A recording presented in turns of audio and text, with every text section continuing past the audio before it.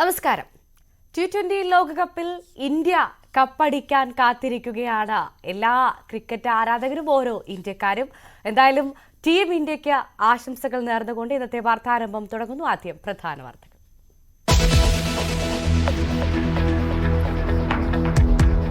ഡൽഹിയിൽ കനത്ത മഴ തുടരും. ഇന്ന് ഓറഞ്ച് അലർട്ട്. വിമാന സർവീസ് വൈകാതെ സാധാരണ നിലയിലെത്തിയേക്കും. കേരളത്തിൽ ഒറ്റപ്പെട്ട മഴയ്ക്ക് സാധ്യത. തീരദേശ മേഖലകളിൽ കടലാക്രമണം രൂക്ഷം.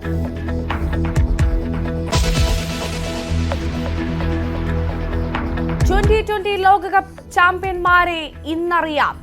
ഇന്ത്യ കിരീട പ്രതീക്ഷയുമായി ദക്ഷിണാഫ്രിക്കയ്ക്കെതിരെ. മത്സരം രാത്രി 8-ന് ബാർബഡോസിൽ.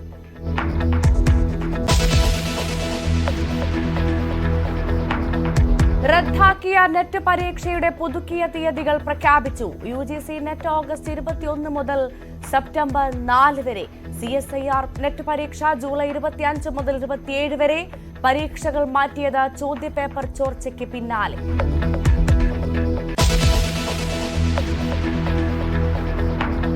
വിവാദങ്ങൾക്കിടെ CPM കണ്ണൂർ ജില്ലാ സെക്രട്ടേറിയറ്റ് ഇന്ന്. DYFI മുൻ നേതാവ് മനു തോമസിന്റെ വെളിപ്പെടുത്തലുകളും തുടർപോരും ചർച്ചയായേക്കും. വെളിപ്പെടുത്തൽ CPMനെതിരെ ആയുധമാക്കാൻ കോൺഗ്രസ്.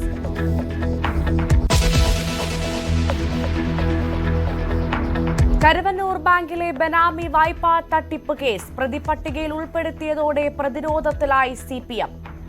29 കോടി രൂപയുടെ സ്വത്തുക്കളും ബാങ്ക് നിക്ഷേപങ്ങളും കണ്ടുകെട്ടാൻ എൻഫോഴ്സ്മെന്റ് ഡയറക്ടറേറ്റ്.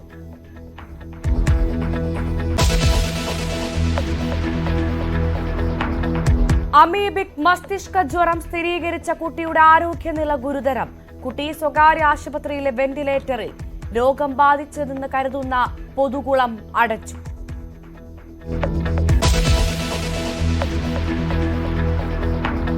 കളിയിക്കാവിള കൊലപാതകത്തിൽ വ്യക്തതയില്ലാതെ അന്വേഷണ സംഘം. കേസിൽ ഒരാൾ കൂടി അറസ്റ്റിൽ. പോലീസ് പിടിയിലായത് തിരുവനന്തപുരം സ്വദേശി രാജേഷ്.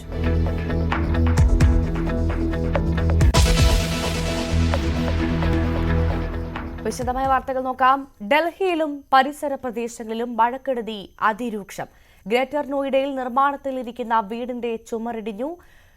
3 കുട്ടികൾ മരിച്ചു. വസന്ത് വിഹാറിൽ മതിലിടിഞ്ഞ് കുഴിയിൽ വീണ് കാണാതായ 3 തൊഴിലാളികളിൽ ഒരാളുടെ മൃതദേഹം കണ്ടെടുത്തു. രാകേഷ് വിവരങ്ങളുമായി ചേരും. രാകേഷ്, കഴിഞ്ഞ ദിവസമൊക്കെ നമുക്കറിയാം അതിശക്തമായ മഴയാണ് ഡൽഹിയിലും പരിസര പ്രദേശങ്ങളിലും ഉണ്ടായത്. മഴക്കെടുതി രൂക്ഷമാണ്. ഇപ്പോഴിതാ 3 കുഞ്ഞുങ്ങൾ മതിലിടിഞ്ഞ് വീണ് മരിച്ചു എന്നുള്ളൊരു ദാരുണ വാർത്തയും പുറത്തുവരുന്നു. നിലവിലെ ഒരു സാഹചര്യം എന്താണ് ഡൽഹിയിലെ? ഭവ്യ, മഴ ഇപ്പോൾ മാറി നിൽക്കുകയാണ്. കഴിഞ്ഞ ദിവസത്തെ അപേക്ഷിച്ച് വെള്ളക്കെട്ടുകളൊന്നും തന്നെയില്ല. ഇന്നലെ കനത്ത മഴയാണ് ഡൽഹിയിൽ ലഭിച്ചത്. ഇത് തുടർന്ന് പലയിടത്തും വെള്ളക്കെട്ട് രൂപപ്പെടുകയും ചെയ്തിരുന്നു. പക്ഷേ ആ സാഹചര്യം ഇപ്പോഴില്ല. പക്ഷേ മഴക്കെടുതി തുടരുകയാണ്. അതിൽ ഏറ്റവും ദാരുണമായ സംഭവം ഉണ്ടായത് ഡൽഹിയോട് ചേർന്നുള്ള ഗ്രേറ്റർ നോയിഡയിലാണ്. ഗ്രേറ്റർ നോയിഡയിൽ വീടിൻ്റെ ചുവരിടിഞ്ഞ് 3 കുട്ടികൾ മരിച്ചു. നിർമ്മാണത്തിലിരിക്കുന്ന വീടായിരുന്നു അത്. ഇന്നലെ രാത്രി 8 മണിയോടുകൂടിയാണ് ഈ അപകടം നടക്കുന്നത്. അതായത് 8 കുട്ടികൾ അവിടെ ഈ നിർമ്മാണത്തിലിരിക്കുന്ന വീടിനോട് ചേർന്ന് കളിക്കുകയായിരുന്നു. ഇതിനിടയിലാണ് ഈ ചുവരിടിഞ്ഞ് വീണത്. 3 കുട്ടികൾ മരിച്ചു. മറ്റ് 5 പേർ ഇപ്പോൾ ചികിത്സയിലുണ്ട്. ഇവരുടെ അപകടനില ഇവർ തരണം ചെയ്തു എന്നാണ് ഇപ്പോൾ ലഭിക്കുന്ന റിപ്പോർട്ടുകൾ. മരിച്ച 3 കുട്ടികൾ, അതായത് 2 വയസ്സും 4 വയസ്സും 8 വയസ്സുമുള്ള കുട്ടികളാണ് മരിച്ചത്. ഏതായാലും മറ്റ് 5 പേരുടെ ആരോഗ്യനില തൃപ്തികരമാണ് എന്നാണ് ഇപ്പോൾ അധികൃതർ അറിയിക്കുകയും ചെയ്തിട്ടുള്ളത്. സമാനമായ സംഭവം ഉണ്ടായിട്ടുള്ള ഡൽഹിയിലെ വസന്ത് വിഹാറിലാണ്. ഡൽഹിയിലെ തന്നെ ഏറ്റവും പ്രധാനപ്പെട്ട ഒരു പോഷ് ഏരിയ എന്നൊക്കെ വിശേഷിപ്പിക്കാവുന്ന മേഖലയാണ് വസന്ത് വിഹാർ. ഇവിടെ ഒരു ബഹുനില കെട്ടിടത്തിൻ്റെ നിർമ്മാണം നടക്കുകയായിരുന്നു. ഇതിനിടയിൽ ഈ കെട്ടിടത്തിൻ്റെ ചുവര് ഇടിഞ്ഞു വീഴുകയായിരുന്നു. ബേസ്മെൻറ്റിൻ്റെ നിർമ്മാണത്തിനായി ഏതാണ്ട് 20 അടി താഴ്ചയിൽ വലിയ കുഴി ഇവിടെ എടുത്തിരുന്നു. ഇതിൽ കനത്ത മഴയായതിനെ തുടർന്ന് തന്നെ ഏതാണ്ട് 10 അടിയിലധികം ഉയരത്തിൽ വെള്ളം വീണിരുന്നു. ഈ ചുവർ വീണത് തൊഴിലാളികൾക്ക് മുകളിലേക്കാണ് ചുവർ പതിച്ചത്. തുടർന്ന് 3 പേരെ കാണാതാവുകയായിരുന്നു. ഇതിൽ ഒരാളുടെ മൃതദേഹം ഇപ്പോൾ കണ്ടെത്തിയിട്ടുണ്ട്. മറ്റ് 2 പേർക്കായി തിരച്ചിൽ തുടരുന്നുണ്ട്. ഈ വെള്ളം വറ്റിച്ച് ഇവരെ കണ്ടെത്താനുള്ള ശ്രമങ്ങളാണ് ഇപ്പോൾ തുടർന്നുകൊണ്ടിരിക്കുന്നത്. ഏതായാലും മറ്റ് സംഭവങ്ങളിലേക്ക് പോവുകയാണെങ്കിൽ ഇന്നും മഴ ശക്തമായി ലഭിക്കും, മഴയുണ്ടാകും എന്നൊരു മുന്നറിയിപ്പ് ഇപ്പോൾ കാലാവസ്ഥ നിരീക്ഷണ കേന്ദ്രത്തിൻ്റെ ഭാഗത്തുനിന്ന് ഉണ്ടായിട്ടുണ്ട്. കഴിഞ്ഞ ദിവസം അപേക്ഷിച്ച് ശക്തമായ മഴ ഉണ്ടാകില്ലെങ്കിൽ പോലും മഴയുണ്ടാകാനുള്ള സാധ്യതയുണ്ട്. സാധാരണഗതിയിൽ 1 മണിക്കൂറിലധികമൊക്കെ മഴ പെയ്യുകയാണെങ്കിൽ വലിയ വെള്ളക്കെട്ട് ഉണ്ടാകുന്ന സ്ഥലമാണ് ഡൽഹി. അപ്പോൾ അങ്ങനെ ഒരു ശക്തമായ മഴ പെയ്യുകയാണെങ്കിൽ സമാനമായ സാഹചര്യത്തിലേക്ക് പോകുമോ എന്ന ആശങ്കയുണ്ട്. ഏതായാലും ലഫ്റ്റനന്റ് ഗവർണർ കഴിഞ്ഞ ദിവസം ഒരു ഉന്നതതല യോഗമൊക്കെ ചേർന്നിരുന്നു. ലീവിലുള്ള ഉദ്യോഗസ്ഥർ അടിയന്തരമായി തിരിച്ചെത്തണം എന്ന നിർദ്ദേശം ലഫ്റ്റനന്റ് ഗവർണർ കഴിഞ്ഞ ദിവസം നൽകുകയും ചെയ്തിരുന്നു. ഭവ്യ, ശരി, അതാണ് നിലവിലെ സാഹചര്യം. രാകേഷാണ് വിശദ വിവരങ്ങൾ നൽകിയത്. ഇന്ന് കലാശ പോരാട്ടം.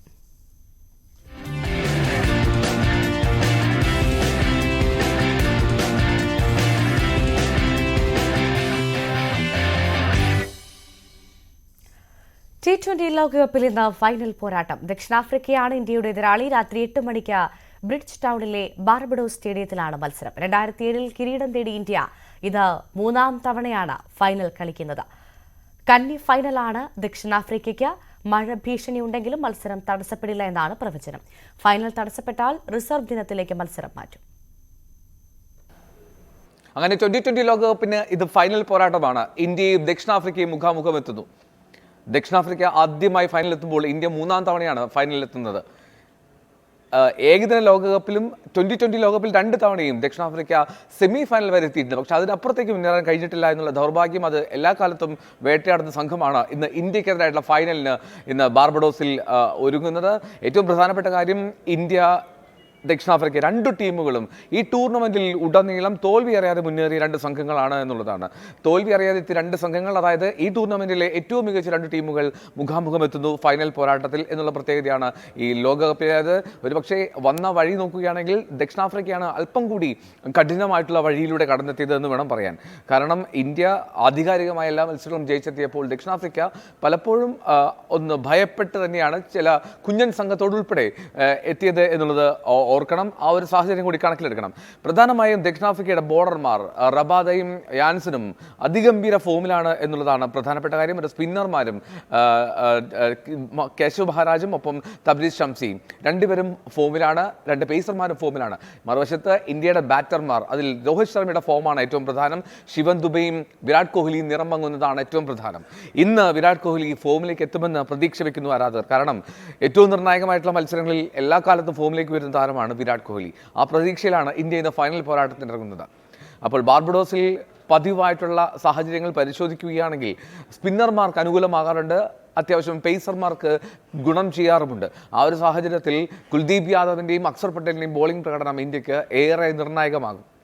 2020 ലോകകപ്പിന്റെ ആദ്യ പതിപ്പിൽ 2007 പാകിസ്ഥാനെ തോൽപ്പിച്ച് കിരീടമെടുത്ത ഇന്ത്യ പിന്നീട് 2014 ഫൈനലിലെത്തുന്നത്. പക്ഷേ അന്ന് ശ്രീലങ്കയോട് പരാജയപ്പെട്ടു. ഇക്കുറി വീണ്ടും ഒരു ഫൈനലിലേക്ക് എത്തുമ്പോൾ ഇന്ത്യക്ക് ആ കിരീടം ഒരിക്കൽ കൂടി നേടിയെടുക്കാൻ കഴിയുമോ? രോഹിത് ശർമ്മയ്ക്ക് ഒരു കപ്പ് അത് ആഗ്രഹിക്കുന്നുണ്ട് ഇന്ത്യൻ ടീമിലെ മുഴുവൻ ആളുകളും. ഇതുവരെയും ഒരു കിരീടത്തിലേക്ക് രോഹിത്തിന് എത്താൻ കഴിഞ്ഞിട്ടുമില്ല. സമീപകാലത്ത് ഏറ്റവും കൂടുതൽ ICC ടൂർണമെന്റുകളുടെ ഫൈനൽ കളിച്ച ടീം എന്ന നിലയിൽ പോലും ഇന്ത്യക്ക് ജയം സ്വന്തമാക്കാൻ കഴിയാതെ പോകുന്നത് ആ ഫൈനലിൽ കാലിടർന്നു എന്നുള്ള ഒറ്റ കാരണം കൊണ്ടാണ്. ആ കാരണം ഇന്ന് മറികടക്കുമെന്ന് പ്രതീക്ഷിക്കാം. എന്നാണല്ലോ ബാർബഡോസിൽ നേരിയ മഴ സാധ്യതയുണ്ട്. പക്ഷെ അപ്പോഴും ഫൈനലിന് ഒരു റിസർവ് ദിനം കൂടി ഉള്ളതുകൊണ്ട് തന്നെ ആശങ്കകൾക്ക് അടിസ്ഥാനമില്ല. ഇന്ത്യൻ ആരാധകർ നിറഞ്ഞെത്തുമെന്ന് പ്രതീക്ഷിക്കാം ഈ ഫൈനൽ ദിനത്തിൽ. ഏറ്റവും ഒടുവിൽ കാത്തിരിക്കാം ആരായിരിക്കും ചാമ്പ്യന്മാരെന്ന്, ഇന്ത്യയോ ദക്ഷിണാഫ്രിക്കയോ. തീർച്ചയായും അത് തന്നെയാണ് ഇന്ത്യക്കൊരു ലോകകപ്പ്, രോഹിത്തിന്റെ ഒരു കപ്പ്. ഇത് തന്നെയാണ് ഇന്ന് എല്ലാ ആരാധകരും കാത്തിരിക്കുന്നത്. നമ്മൾ എൽദോപോളിന്റെ റിപ്പോർട്ട് കണ്ട അതേ സമയത്ത് കുറച്ച് ദൃശ്യങ്ങൾ കണ്ടിരുന്നു. ആ ദൃശ്യങ്ങൾ ഇതാണ്. ഇന്ത്യക്കായുള്ള, ഇന്ത്യ ലോകകപ്പ് അടിക്കാനുള്ള പ്രാർത്ഥനകൾ വിവിധ സ്ഥലങ്ങളിൽ നടക്കുന്നുണ്ട്. ആ ദൃശ്യങ്ങളാണ് നമ്മൾ കാണുന്നത്. വിവിധയിടങ്ങളിൽ പൂജയും പ്രാർത്ഥനയും നടക്കുകയാണ്. ഇന്ത്യൻ ടീം ഇന്ന് ലോകകപ്പ് സ്വന്തമാക്കാൻ ഇന്ത്യയുടെ വിജയത്തിനായുള്ള പ്രാർത്ഥനകളാണ് നടക്കുന്നത്. ലോകകപ്പ് ആവേശത്തിലാണ് തലസ്ഥാന നഗരവും. ഇന്ത്യൻ താരം സഞ്ജു സാംസന്റെ സ്വന്തം ഗ്രൗണ്ടായ MCG എന്ന് വിളിക്കുന്ന മെഡിക്കൽ കോളേജ് ക്രിക്കറ്റ് ഗ്രൗണ്ടിലെ ലോകകപ്പ് പ്രതീക്ഷകളും വിശേഷങ്ങളും ഇനി കാണാം. ഇന്ത്യ സൗത്ത് ആഫ്രിക്ക ഫൈനൽ പോരാട്ടത്തെ ആരംഭിക്കുന്നതിന് വേണ്ടി ഇനി കുറച്ച് മണിക്കൂറുകൾ മാത്രമാണ് ബാക്കിയുള്ളത്. ഞാനിപ്പോഴുള്ളത് സഞ്ജു സാംസൺ, ഇന്ത്യൻ ടീമിലുള്ള സഞ്ജു സാംസൺ കൊച്ചുനാളിൽ മുതൽ കളിച്ച് വളർന്ന MCG എന്ന മെഡിക്കൽ കോളേജ് ക്രിക്കറ്റ് ഗ്രൗണ്ടിലാണ് ഞാനുള്ളത്. ഇവിടെ ഇപ്പോൾ പ്രാക്ടീസും മറ്റുമായി കുറേയധികം ആളുകളുണ്ട്. നമുക്ക് അവരുടെ പ്രതികരണങ്ങളൊന്ന് നോക്കാം. പ്രതീക്ഷ എങ്ങനെ? ഇന്ത്യ ജയിക്കും 100%. എന്തുകൊണ്ട്? ഇന്ത്യ ജയിക്കും. അതാണ് ഇത്രയും നാളത്തെ കളി കണ്ടിട്ട് ഇന്ത്യ ജയിക്കുന്നതാണ് നമ്മൾ ഇത്ര നാളായിട്ട് കളിക്കുന്നു. സൗത്ത് ആഫ്രിക്ക എങ്ങനെ വിലവർച്ച അറിയാൻ പറ്റും? ഇല്ല, വിലവർച്ച കാണാൻ പറ്റില്ല. നമ്മൾ ഇന്ത്യയെ സപ്പോർട്ട് ചെയ്തില്ലേ കളിക്കാവൂ, സംസാരിക്കാവൂ. ഓക്കെ. സഞ്ജു സാംസൺ ടീമില്ല, ടീം വരുമെന്ന് തോന്നുന്നു. അതൊരു നഷ്ടമാണ്. നമ്മൾ പ്രതീക്ഷിച്ചു. സഞ്ജു ഇവിടെയാണ് കളിച്ച് വളർന്നത്. എന്നിട്ട് ഇവിടെ ടീമിൽ ഇറക്കിയില്ല. ഇന്നത്തെ മത്സരത്തെ കുറിച്ച് ഇന്നത്തെ ഇന്ത്യയിലെ കപ്പടിക്കും. വേറെ മാറ്റമില്ല. ആര് തിളങ്ങുന്നു തോന്നുന്നു? രോഹിത് ശർമ്മ തന്നെ. രോഹിത് ശർമ്മ തന്നെ. സഞ്ജുവിന്റെ ഒരു അഭാവമുണ്ട്. അത് ടീമിൽ വരുമെന്ന് തോന്നുന്നുണ്ടോ? ഇല്ല, ഈ സ്ക്വാഡിൽ വരുന്നുള്ള ഒരു പ്രതീക്ഷയില്ല. എങ്ങനെയുണ്ട് ചേട്ടാ? രോഹിത് ശർമ്മ അമ്പടിയും ഇന്ത്യ കപ്പടിയും.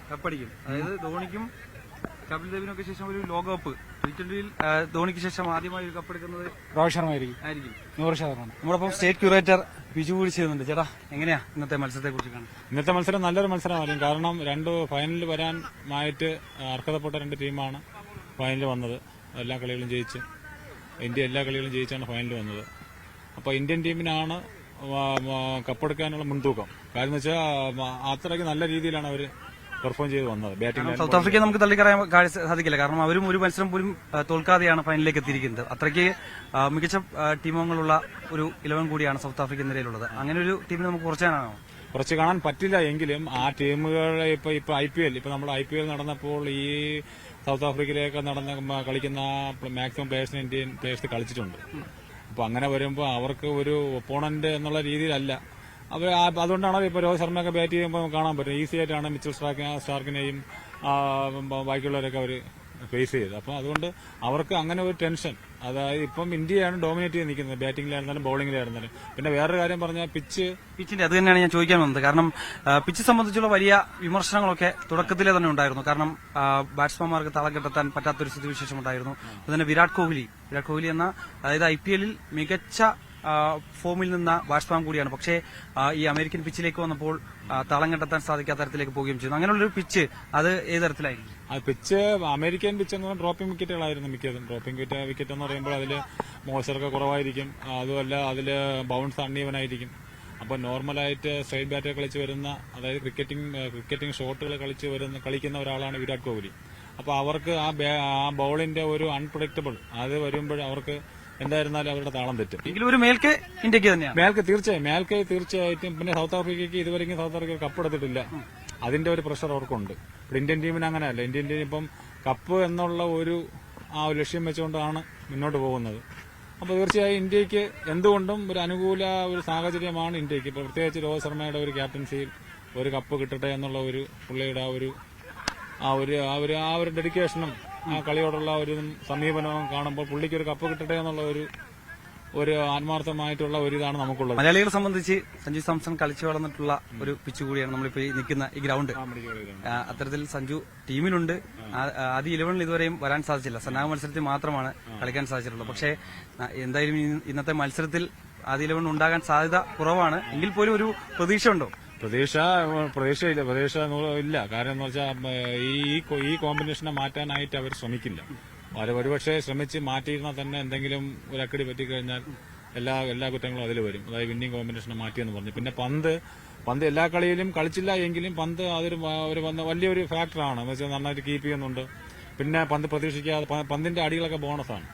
പന്ത് കുറഞ്ഞ ബോളിൽ നന്നായിട്ട് സ്കോർ ചെയ്യുന്നുണ്ട്. ബോൾ വേസ്റ്റ് ആക്കുന്നില്ല. എന്തായാലും കപ്പ് നമുക്ക് ഉറപ്പെന്ന് വെച്ചാൽ വേറൊരു കാര്യമുണ്ട്. ക്രിക്കറ്റാണ്, അന്നത്തെ ദിവസത്തിനനുസരിച്ചിരിക്കും. ഇതിൽ അവരുടെ ഒരു ക്ലാസനോ ഒരു ഡീക്കോക്കെ കയറി അങ്ങ് ബാധ കയറി അടിച്ചു കഴിഞ്ഞാൽ പിന്നെ ബാക്കി നമ്മൾ ടോസ് നിർണായകമാണ്. ടോസ് ഇന്ത്യ ബാറ്റ് ചെയ്ത് കഴിഞ്ഞാൽ മിക്കവാറും ഇന്ത്യ ബാറ്റിംഗ് ആയിരിക്കും. ബാറ്റ് ചെയ്ത് നല്ലൊരു സ്കോർ പടുത്ത് ഉയർത്താനുള്ള ഒരു ലൈനപ്പ് ഇന്ത്യക്കുണ്ട്. എങ്ങനെയുണ്ട് ഇന്നത്തെ മത്സരത്തെ കുറിച്ച് എങ്ങനെയാ തോന്നുന്നത്? ഇന്ത്യ കപ്പടിക്കോ? കപ്പടിക്കാൻ പ്രതീക്ഷയുണ്ട്. ആര് നല്ലതായിട്ട് ബാറ്റ് ചെയ്യും? രോഹിത്, സൂര്യകുമാർ, പന്ത്, ഇത്രയും പേര് കളിക്കും നന്നായിട്ട്. വിരാട് കോഹ്ലിയുടെ കാര്യം എങ്ങനെയുണ്ട്? ഫോമിലല്ല. പക്ഷേ ഫൈനലിൽ കളിക്കില്ലേ? കളിക്കുമായിരിക്കാം. കളിച്ചു കഴിഞ്ഞാൽ നമ്മള് കപ്പും കൊണ്ടുപോകും. അങ്ങനെ എന്തായാലും സൗത്ത് ആഫ്രിക്ക കപ്പടിക്കില്ല, നമ്മൾ തന്നെ കപ്പ് കൊണ്ടുവരും. അങ്ങനെ തന്നെയാണ്. മോനെങ്ങനെ തോന്നുന്നു? കപ്പാരടിക്കും? ഇന്ത്യ. ഇന്ത്യ അടിക്കും. ആരാ ഏറ്റവും ഇഷ്ടപ്പെട്ട ബാറ്റ്സ്മാൻ? രോഹിത്. പ്രതീക്ഷ ഇന്ത്യ ജയിക്കും. ഇന്ത്യ ജയിക്കും. നമുക്ക് സൗത്ത് ആഫ്രിക്ക കുറച്ച് കാണാൻ പറ്റുമോ? സൗത്ത് ആഫ്രിക്കനെ അങ്ങനെ കുറച്ച് കാണാൻ പറ്റൂല. എന്നാലും ഇന്ത്യയിലെ ബാറ്റ്സ്മാൻമാര് നല്ല ഫോമിലാണ് മിക്കവരും. കോഹ്ലി ആയിരിക്കും അവരുടെ ഫൈനലിൽ ചിലപ്പോൾ ടോപ്പ് സ്കോർ ആയിട്ട്. എങ്ങനെയുണ്ട് പ്രതീക്ഷ? എന്തായാലും ഇന്ത്യ കപ്പടിക്കും. കോഹ്ലി നാളെ നല്ല ഫോമായിട്ട് കളിച്ചാൽ മതി. കോഹ്ലി ഇപ്പൊ വന്ന കളിയായാലും നല്ലതായിട്ട് കളിച്ചില്ല. പിന്നെ രോഹിത് ശർമ്മ ഇപ്പൊ ഫോമായിട്ടുണ്ട്. അപ്പൊ ഇന്ത്യക്ക് ജയിക്കും, മിക്കവാറും ജയിക്കും. പക്ഷെ സൗത്ത് ആഫ്രിക്ക അത്ര കുറച്ച് കാണാൻ പറ്റൂല. എന്തായാലും ഇന്ത്യ ജയിക്കും. കാരണം ജസ്പ്രീത് ബുംറ എന്ന പ്രധാനപ്പെട്ട ബൌളർ നമുക്ക് ഒരു വജ്രായുധം തന്നെയാണ്. അദ്ദേഹത്തിന്റെ ഒരു പെർഫോമൻസ്. ജസ്പ്രീത് ബുംറയും കുൽദീപ് യാദവും. ജസ്പ്രീത് ബുംറ നല്ല ബോളിംഗ് ആണ്. കുൽദീപ് യാദവ് തന്നെ ഇന്നലത്തെ കളി തന്നെ 3 വിക്കറ്റ് ഉണ്ടായിരുന്നു. പിന്നെ എന്തായാലും ഇന്ത്യ തന്നെ ജയിക്കും. അപ്പം നേരത്തെ പറഞ്ഞല്ലോ വിരാട് കോഹ്ലിയുടെ കാര്യം. വിരാട് കോഹ്ലി കഴിഞ്ഞ കളികളിൽ, അതായത് IPL കണ്ട ഒരു പെർഫോമൻസ് ഇവിടെ കാഴ്ചവെക്കാൻ സാധിക്കുന്നില്ല. ഇന്ന് ഫൈനലത്തെ മാച്ചിൽ എങ്ങനെയായിരിക്കും? ഇന്ന് ഫൈനലത്തെ മാച്ചിൽ നല്ലതായിട്ട് കളിക്കണമെന്ന് വിശ്വാസം. ഇന്ന് പിന്നെ ഫോമിൽ കളിച്ചോളൂ. എങ്ങനെയുണ്ട്? വിരാട് കോഹ്ലിയും രോഹിത് ശർമ്മയും കൂടെ ഒരു പാർട്ണർഷിപ്പ് എടുത്താൽ മതി. ബാക്കി കാര്യങ്ങൾ താഴെയുള്ള ഇറങ്ങുന്ന ആൾക്കാർ നോക്കിക്കോളും. അതായത് ഈ കോഹ്ലി ഓപ്പണിംഗ് സ്ഥാനത്തേക്ക് വന്നത് ഒരു പ്രശ്നമായോ? ജയ്സ്വാളിന് ഓപ്പണിംഗ് കൊടുത്ത് കോഹ്ലിക്ക് വണ്ടണം കൊടുത്തിരുന്നെങ്കിൽ കുറച്ചുകൂടെ ഗെയിം ചേഞ്ച് ആയാണ്. അപ്പം IPL അടിച്ചോണ്ടാണ് ഇവിടെ ട്രൈ ചെയ്ത് നോക്കിയാൽ കുറെ കളിയായി. ഒന്ന് മാറ്റിയിട്ട് ജയ്സ്വാളിന് ഒരു കളി ട്രൈ ചെയ്തിരുന്നെങ്കിൽ കോഹ്ലിക്കും ചിലപ്പം 1 ഡൗൺ ഇറങ്ങി റണ്ണടിക്കാൻ പറ്റിയാണ്. പണ്ട് നിങ്ങളെ പോലെ തന്നെ കളിച്ചു വളർന്ന ഒരാളാണ് ഇപ്പൊ ഇന്ത്യൻ ടീമിലുള്ളത്, സഞ്ജു സാംസൺ. പക്ഷേ സഞ്ജു സാംസൺ ഒരു കളി കൊടുക്കായിരുന്നു, ഒരു കളിയെങ്കിലും കൊടുക്കായിരുന്നു. നോക്കൌട്ട് മാച്ചിൽ ഏതെങ്കിലും ഒരു കളി കൊടുക്കായിരുന്നു. പക്ഷേ ഈ സന്നാ മത്സരത്തിൽ വലിയ പെർഫോമൻസ് കാഴ്ചവെക്കാത്തോണ്ടാണോ ആദ്യ ലെവലിൽ വരാത്തത്? അത് ഇഷ്ടം പോലെ വരില്ല. അപ്പൊ ഒരു കളിയും കൂടെ ഒന്ന് കൊടുക്കായിരുന്നു. ഇന്ന് കൊടുത്തിരുന്ന എന്തായാലും സഞ്ജു സാംസൺ മാക്സിമം നോക്കും. അടിക്കണം, സഞ്ജുവായിട്ട് അടിക്കണം. അങ്ങനെ തന്നെ മോനെ. കപ്പടിക്കും. അപ്പൊ എന്തായാലും ഇന്ത്യ അടിക്കും. ഇന്ത്യ കപ്പടിക്കും. ഉറപ്പാണത്. ഉറപ്പ്. എന്തുകൊണ്ടാണ് ഉറപ്പ് ഇത്ര വലിയ ഉറപ്പുണ്ടത്? ഇന്ത്യ ആയതുകൊണ്ട്. പക്ഷെ സൗത്ത് ആഫ്രിക്ക പഴയ സൗത്ത് ആഫ്രിക്ക അല്ല. അത് കുഴപ്പമില്ല. ഇന്ത്യ എപ്പോഴും ഇന്ത്യയാണ്. എന്തായാലും അതുകൊണ്ട് തന്നെയാണ്. എന്തായാലും ഇവർ പറയുന്ന പോലൊക്കെ തന്നെ വലിയ ആവേശത്തോടു കൂടി തന്നെയാണ് ഇങ്ങ് തലസ്ഥാന നഗരിയിലെ ഈ കൊച്ചു കൂട്ടുകാരും ഒപ്പം തന്നെ നമ്മോടൊപ്പം നേരത്തെ പങ്കുവച്ച ക്യൂറേറ്റർ ബിജുചേട്ടനൊക്കെ പറയുന്ന പോലെ തന്നെ ധോണിക്ക് പിന്നാലെ രോഹിത് ശർമ്മ ഒരു കപ്പെടുത്ത് ഇങ്ങ് ഇന്ത്യയിലേക്ക് കൊണ്ടുവരുമെന്നാണ് പറയുന്നത്. ആ ഒരു പ്രതീക്ഷ അത് എനിക്കുമുണ്ട്. അതോടൊപ്പം തന്നെ ക്രിക്കറ്റ് ഇഷ്ടപ്പെടുന്ന ഇന്ത്യയിലെ എല്ലാ കായിക പ്രേമികൾക്കുമുണ്ട്, ഇന്ത്യയിലെ എല്ലാ ജനങ്ങൾക്കുമുണ്ട്. എന്തായാലും ആ പ്രതീക്ഷ നിറവേറട്ടെ എന്നുള്ള ഒരു കാര്യം തന്നെയാണ് നമുക്ക് പറയാനുള്ളത്. എന്തായാലും ക്യാമറമാൻ സന്തോഷ് കുമാറിനൊപ്പം MG മിഥുൻ, ന്യൂസ് 18 തിരുവനന്തപുരം. അതുതന്നെയാണ്. എന്തായാലും ഇന്ത്യ 2020 ലോകകപ്പിൽ കപ്പടിക്കട്ടെ. മറ്റു വാർത്തകളിലേക്ക് വരുമ്പോൾ എറണാകുളം ജില്ലയിലെ തീരദേശ മേഖലകളിൽ കടലാക്രമണം രൂക്ഷമായി തുടരുന്നു. വൈപ്പിനിൽ ഉൾപ്പെടെ പല പ്രദേശങ്ങളിലും കടൽ കയറി. കണ്ണമാലിയിൽ കടലാക്രമണം ബാധിച്ച വീടുകളിൽ നിന്ന് ആളുകളെ ഒഴിപ്പിച്ചു. കടൽഭിത്തി നിർമ്മാണം പൂർത്തിയാകാത്തതിൽ നാട്ടുകാർ പ്രതിഷേധത്തിലാണ്. ഡാനി ഇപ്പോൾ വിവരങ്ങളുമായി ചേരുന്നു. ഡാനി, വലിയ പ്രതിഷേധം കഴിഞ്ഞ ദിവസം എടവനക്കാട് തീരദേശവാസികളൊക്കെ നടത്തിയത് നമ്മൾ കണ്ടതാണ്. ഇപ്പോഴും പക്ഷെ അവരുടെ ഈ ഒരു ആവശ്യം നിറവേറുന്നില്ല എന്നത് മാത്രമാണ് ഏറ്റവും പ്രധാനപ്പെട്ട കാര്യം. കടലാക്രമണം രൂക്ഷമായി തുടരുന്നു. നിലവിലൊരു സാഹചര്യം എന്താണ്?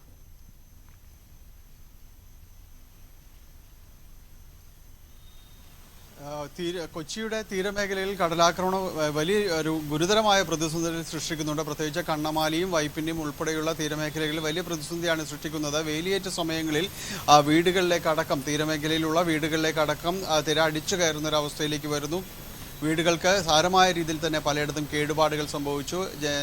വീട്ടിലുള്ളവരെ താൽക്കാലിക ക്യാമ്പുകളിലേക്കും മറ്റും മാറ്റുന്ന ഒരവസ്ഥയാണ് നിലവിൽ ഉള്ളത്. അതുകൊണ്ട് വലിയ പ്രതിഷേധങ്ങളും കാര്യങ്ങളും എല്ലാം തന്നെ ഉണ്ടായിരുന്നു ഈ ദിവസങ്ങളിൽ. ഇപ്പോൾ എടവനക്കാട് കഴിഞ്ഞ ദിവസങ്ങളിൽ വലിയ രീതിയിലുള്ള പ്രതിഷേധങ്ങൾ നമ്മൾ കണ്ടതാണ്. എടവനക്കാട് നിലവിലെ ഒരു സ്ഥിതി എന്ന് പറയുമ്പോൾ ജില്ലാ കളക്ടറുമായി നടത്തിയ ചർച്ചയെ തുടർന്ന് ഈ മാസം ജൂലൈ 4 വരെ താൽക്കാലികമായി പ്രതിഷേധങ്ങൾക്ക് ഇടവേള നൽകണമെന്ന് അദ്ദേഹം അഭ്യർത്ഥിച്ചിട്ടുണ്ട്. കാരണം ഈ ദിവസങ്ങളിൽ വകുപ്പ് മന്ത്രിയുമായി അടക്കം സംസാരിച്ച ശേഷം ഇത്തരം കാര്യങ്ങൾ ഒരു തീരുമാനമെടുക്കാൻ ഒരു സാവകാശം വേണമെന്ന് പറഞ്ഞിട്ടുണ്ട്. അതുവരെ പ്രത്യക്ഷമായ സമരപരിപാടികളിൽ നിന്ന് വിട്ടുനിൽക്കാനാണ് അഭ്യർത്ഥിച്ചിട്ടുള്ളത്. അത് കണക്കിലെടുത്തുകൊണ്ട് ഇപ്പോൾ ഈ ദിവസങ്ങളിൽ വലിയ രീതിയിലുള്ളൊരു പ്രതിഷേധങ്ങളിലേക്ക് പോകുന്നില്ല. പക്ഷേ സമരസമിതിയുടെ ആലോചനാ യോഗങ്ങൾ നടക്കുന്നുണ്ട്. വരും ദിവസങ്ങളിൽ പ്രതിഷേധവും അടക്കമുള്ള കാര്യങ്ങൾ അനുകൂല തീരുമാനം ഉണ്ടായില്ലെങ്കിൽ അതുമായി മുന്നോട്ട് പോകാനാണ് തീരുമാനിച്ചിരിക്കുന്നത്. ഭവ്യ. ശരി ഡാനി, ദയവായി തുടരുക. മറ്റൊരു വാർത്തയുടെ വിശദാംശങ്ങൾ കൂടി അറിയേണ്ടതുണ്ട്. BJP സംസ്ഥാന നേതൃയോഗം ഇന്ന് കൊച്ചിയിൽ ചേരും. തെരഞ്ഞെടുപ്പിലെ പ്രകടനം യോഗം വിലയിരുത്തും. കേന്ദ്രമന്ത്രിമാരായ സുരേഷ് ഗോപിയും ജോർജ് കുര്യനും യോഗത്തിൽ പങ്കെടുക്കും. ഡാനി ഇപ്പോൾ തുടരുന്നുണ്ട്. ഡാനി, കഴിഞ്ഞ ലോക്സഭാ തെരഞ്ഞെടുപ്പിൽ BJPയെ സംബന്ധിച്ച് നേട്ടങ്ങൾ മാത്രമേ ഉണ്ടായിട്ടുള്ളൂ. വോട്ട് ശതമാനം ഉയർന്നു. അതുമാത്രമല്ല, കേരളത്തിൽ നിന്നൊരു MP ഉണ്ടായിരിക്കുന്നു, അദ്ദേഹം കേന്ദ്രമന്ത്രിയായിരിക്കുന്നു. അങ്ങനെ നേട്ടങ്ങളുടെ ഒരു സംസ്ഥാനത്ത് BJPക്ക് നേട്ടങ്ങൾ മാത്രമേ ഉണ്ടായിട്ടുള്ളൂ ഈ തെരഞ്ഞെടുപ്പിൽ നിന്നാണ് നിലവിലെ ഒരു വിശകലനം. എന്തായാലും ഇക്കാര്യങ്ങളൊക്കെ ചർച്ച ചെയ്യുന്ന നേതൃയോഗം കൊച്ചിയിൽ ചേരുകയാണ്. എപ്പോഴത്തേക്കാണ് യോഗം? എന്തൊക്കെ കാര്യങ്ങളായിരിക്കും പ്രധാനമായി യോഗത്തിൽ ചർച്ചയാവുക? ഡാനി. ഭവ്യ, ഇപ്പോൾ BJP നേതൃയോഗത്തിലേക്ക് വി മുരളീധരൻ അടക്കമുള്ളവർ ഇവിടെ എത്തിയിരിക്കുന്നു. അല്പസമയത്തിനകം അദ്ദേഹം മാധ്യമങ്ങളെ കാണുമെന്ന് പറഞ്ഞിട്ടുണ്ട്. എന്തായാലും സൂചിപ്പിച്ചതുപോലെ നേട്ടങ്ങളിൽ നിന്നുകൊണ്ടാണ് BJP ഇപ്പോൾ ഇതിലിപ്പോൾ നേതൃയോഗത്തിലേക്ക് അടക്കം എത്തുന്നത്. സംസ്ഥാനത്ത് ഉണ്ടാക്കിയിരിക്കുന്ന ഒരു വിജയം, അതോടൊപ്പം തന്നെ മറ്റിടങ്ങളിലും മുന്നേറ്റമുണ്ടാക്കാൻ കഴിഞ്ഞിട്ടുണ്ട് എന്ന ഒരു വിലയിരുത്തൽ, ഇത്തരം കാര്യങ്ങളെല്ലാം തന്നെ പോകുന്നു. അതോടൊപ്പം തന്നെ ഇനി ഉപതെരഞ്ഞെടുപ്പ് അടക്കമുള്ള കാര്യങ്ങൾ വരാനുണ്ട്. അപ്പോൾ ഈ കാര്യങ്ങളിലെല്ലാമുള്ളൊരു വിലയിരുത്തലുകൾ എങ്ങനെയാണ്, അതിൻ്റെ ഒരു സ്ട്രാറ്റജി എന്നതടക്കമുള്ള കാര്യങ്ങളിൽ ചർച്ചകളുണ്ടാകും. കേന്ദ്രമന്ത്രിമാരായ ജോർജ് കുര്യനും സുരേഷ് ഗോപിയും അടക്കം യോഗത്തിൽ പങ്കെടുക്കുന്നുണ്ട്. മറ്റ് മുതിർന്ന നേതാക്കളും യോഗത്തിലേക്ക് എത്തും.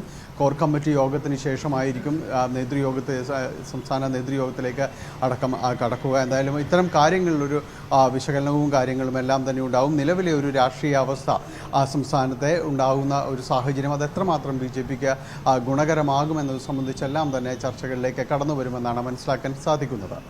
ഭവ്യ, ശരി, അതാണ് എന്തായാലും BJPയുടെ നേതൃയോഗം ഇന്ന് കൊച്ചിയിൽ ചേരുകയാണ്. കരുവന്നൂർ ബാങ്കിൽ ബനാമി വായ്പാ തട്ടിപ്പ് നടത്തിയ കേസിൽ CPMനെ പ്രതിപട്ടികയിൽ ഉൾപ്പെടുത്തിയതോടെ പാർട്ടി കൂടുതൽ പ്രതിരോധത്തിൽ. CPMന്റെ 73 ലക്ഷം രൂപയുടെ സ്വത്തുവകകൾ അടക്കം 29 കോടി രൂപയുടെ സ്വത്തുക്കളും ബാങ്ക് നിക്ഷേപങ്ങളും കൂടി കണ്ടുകെട്ടാനാണ് എൻഫോഴ്സ്മെന്റ് ഡയറക്ടറേറ്റ് ശുപാർശ ചെയ്തത്. ഡാനി ഇപ്പോൾ വിവരങ്ങൾ പങ്കുവയ്ക്കും. ഡാനി, എന്തായാലും വീണ്ടും കരുവന്നൂർ ബാങ്ക് തട്ടിപ്പ് കേസ് ചർച്ചകളിൽ ഇടപെടുമ്പോൾ ഈ ബനാമി വായ്പാ തട്ടിപ്പ് നടത്തിയ കേസിൽ CPM വീണ്ടും പ്രതിപട്ടികയിൽ ഉൾപ്പെട്ടതോടുകൂടി പാർട്ടി കൂടുതൽ പ്രതിരോധത്തിലാവുന്നു, അല്ലേ?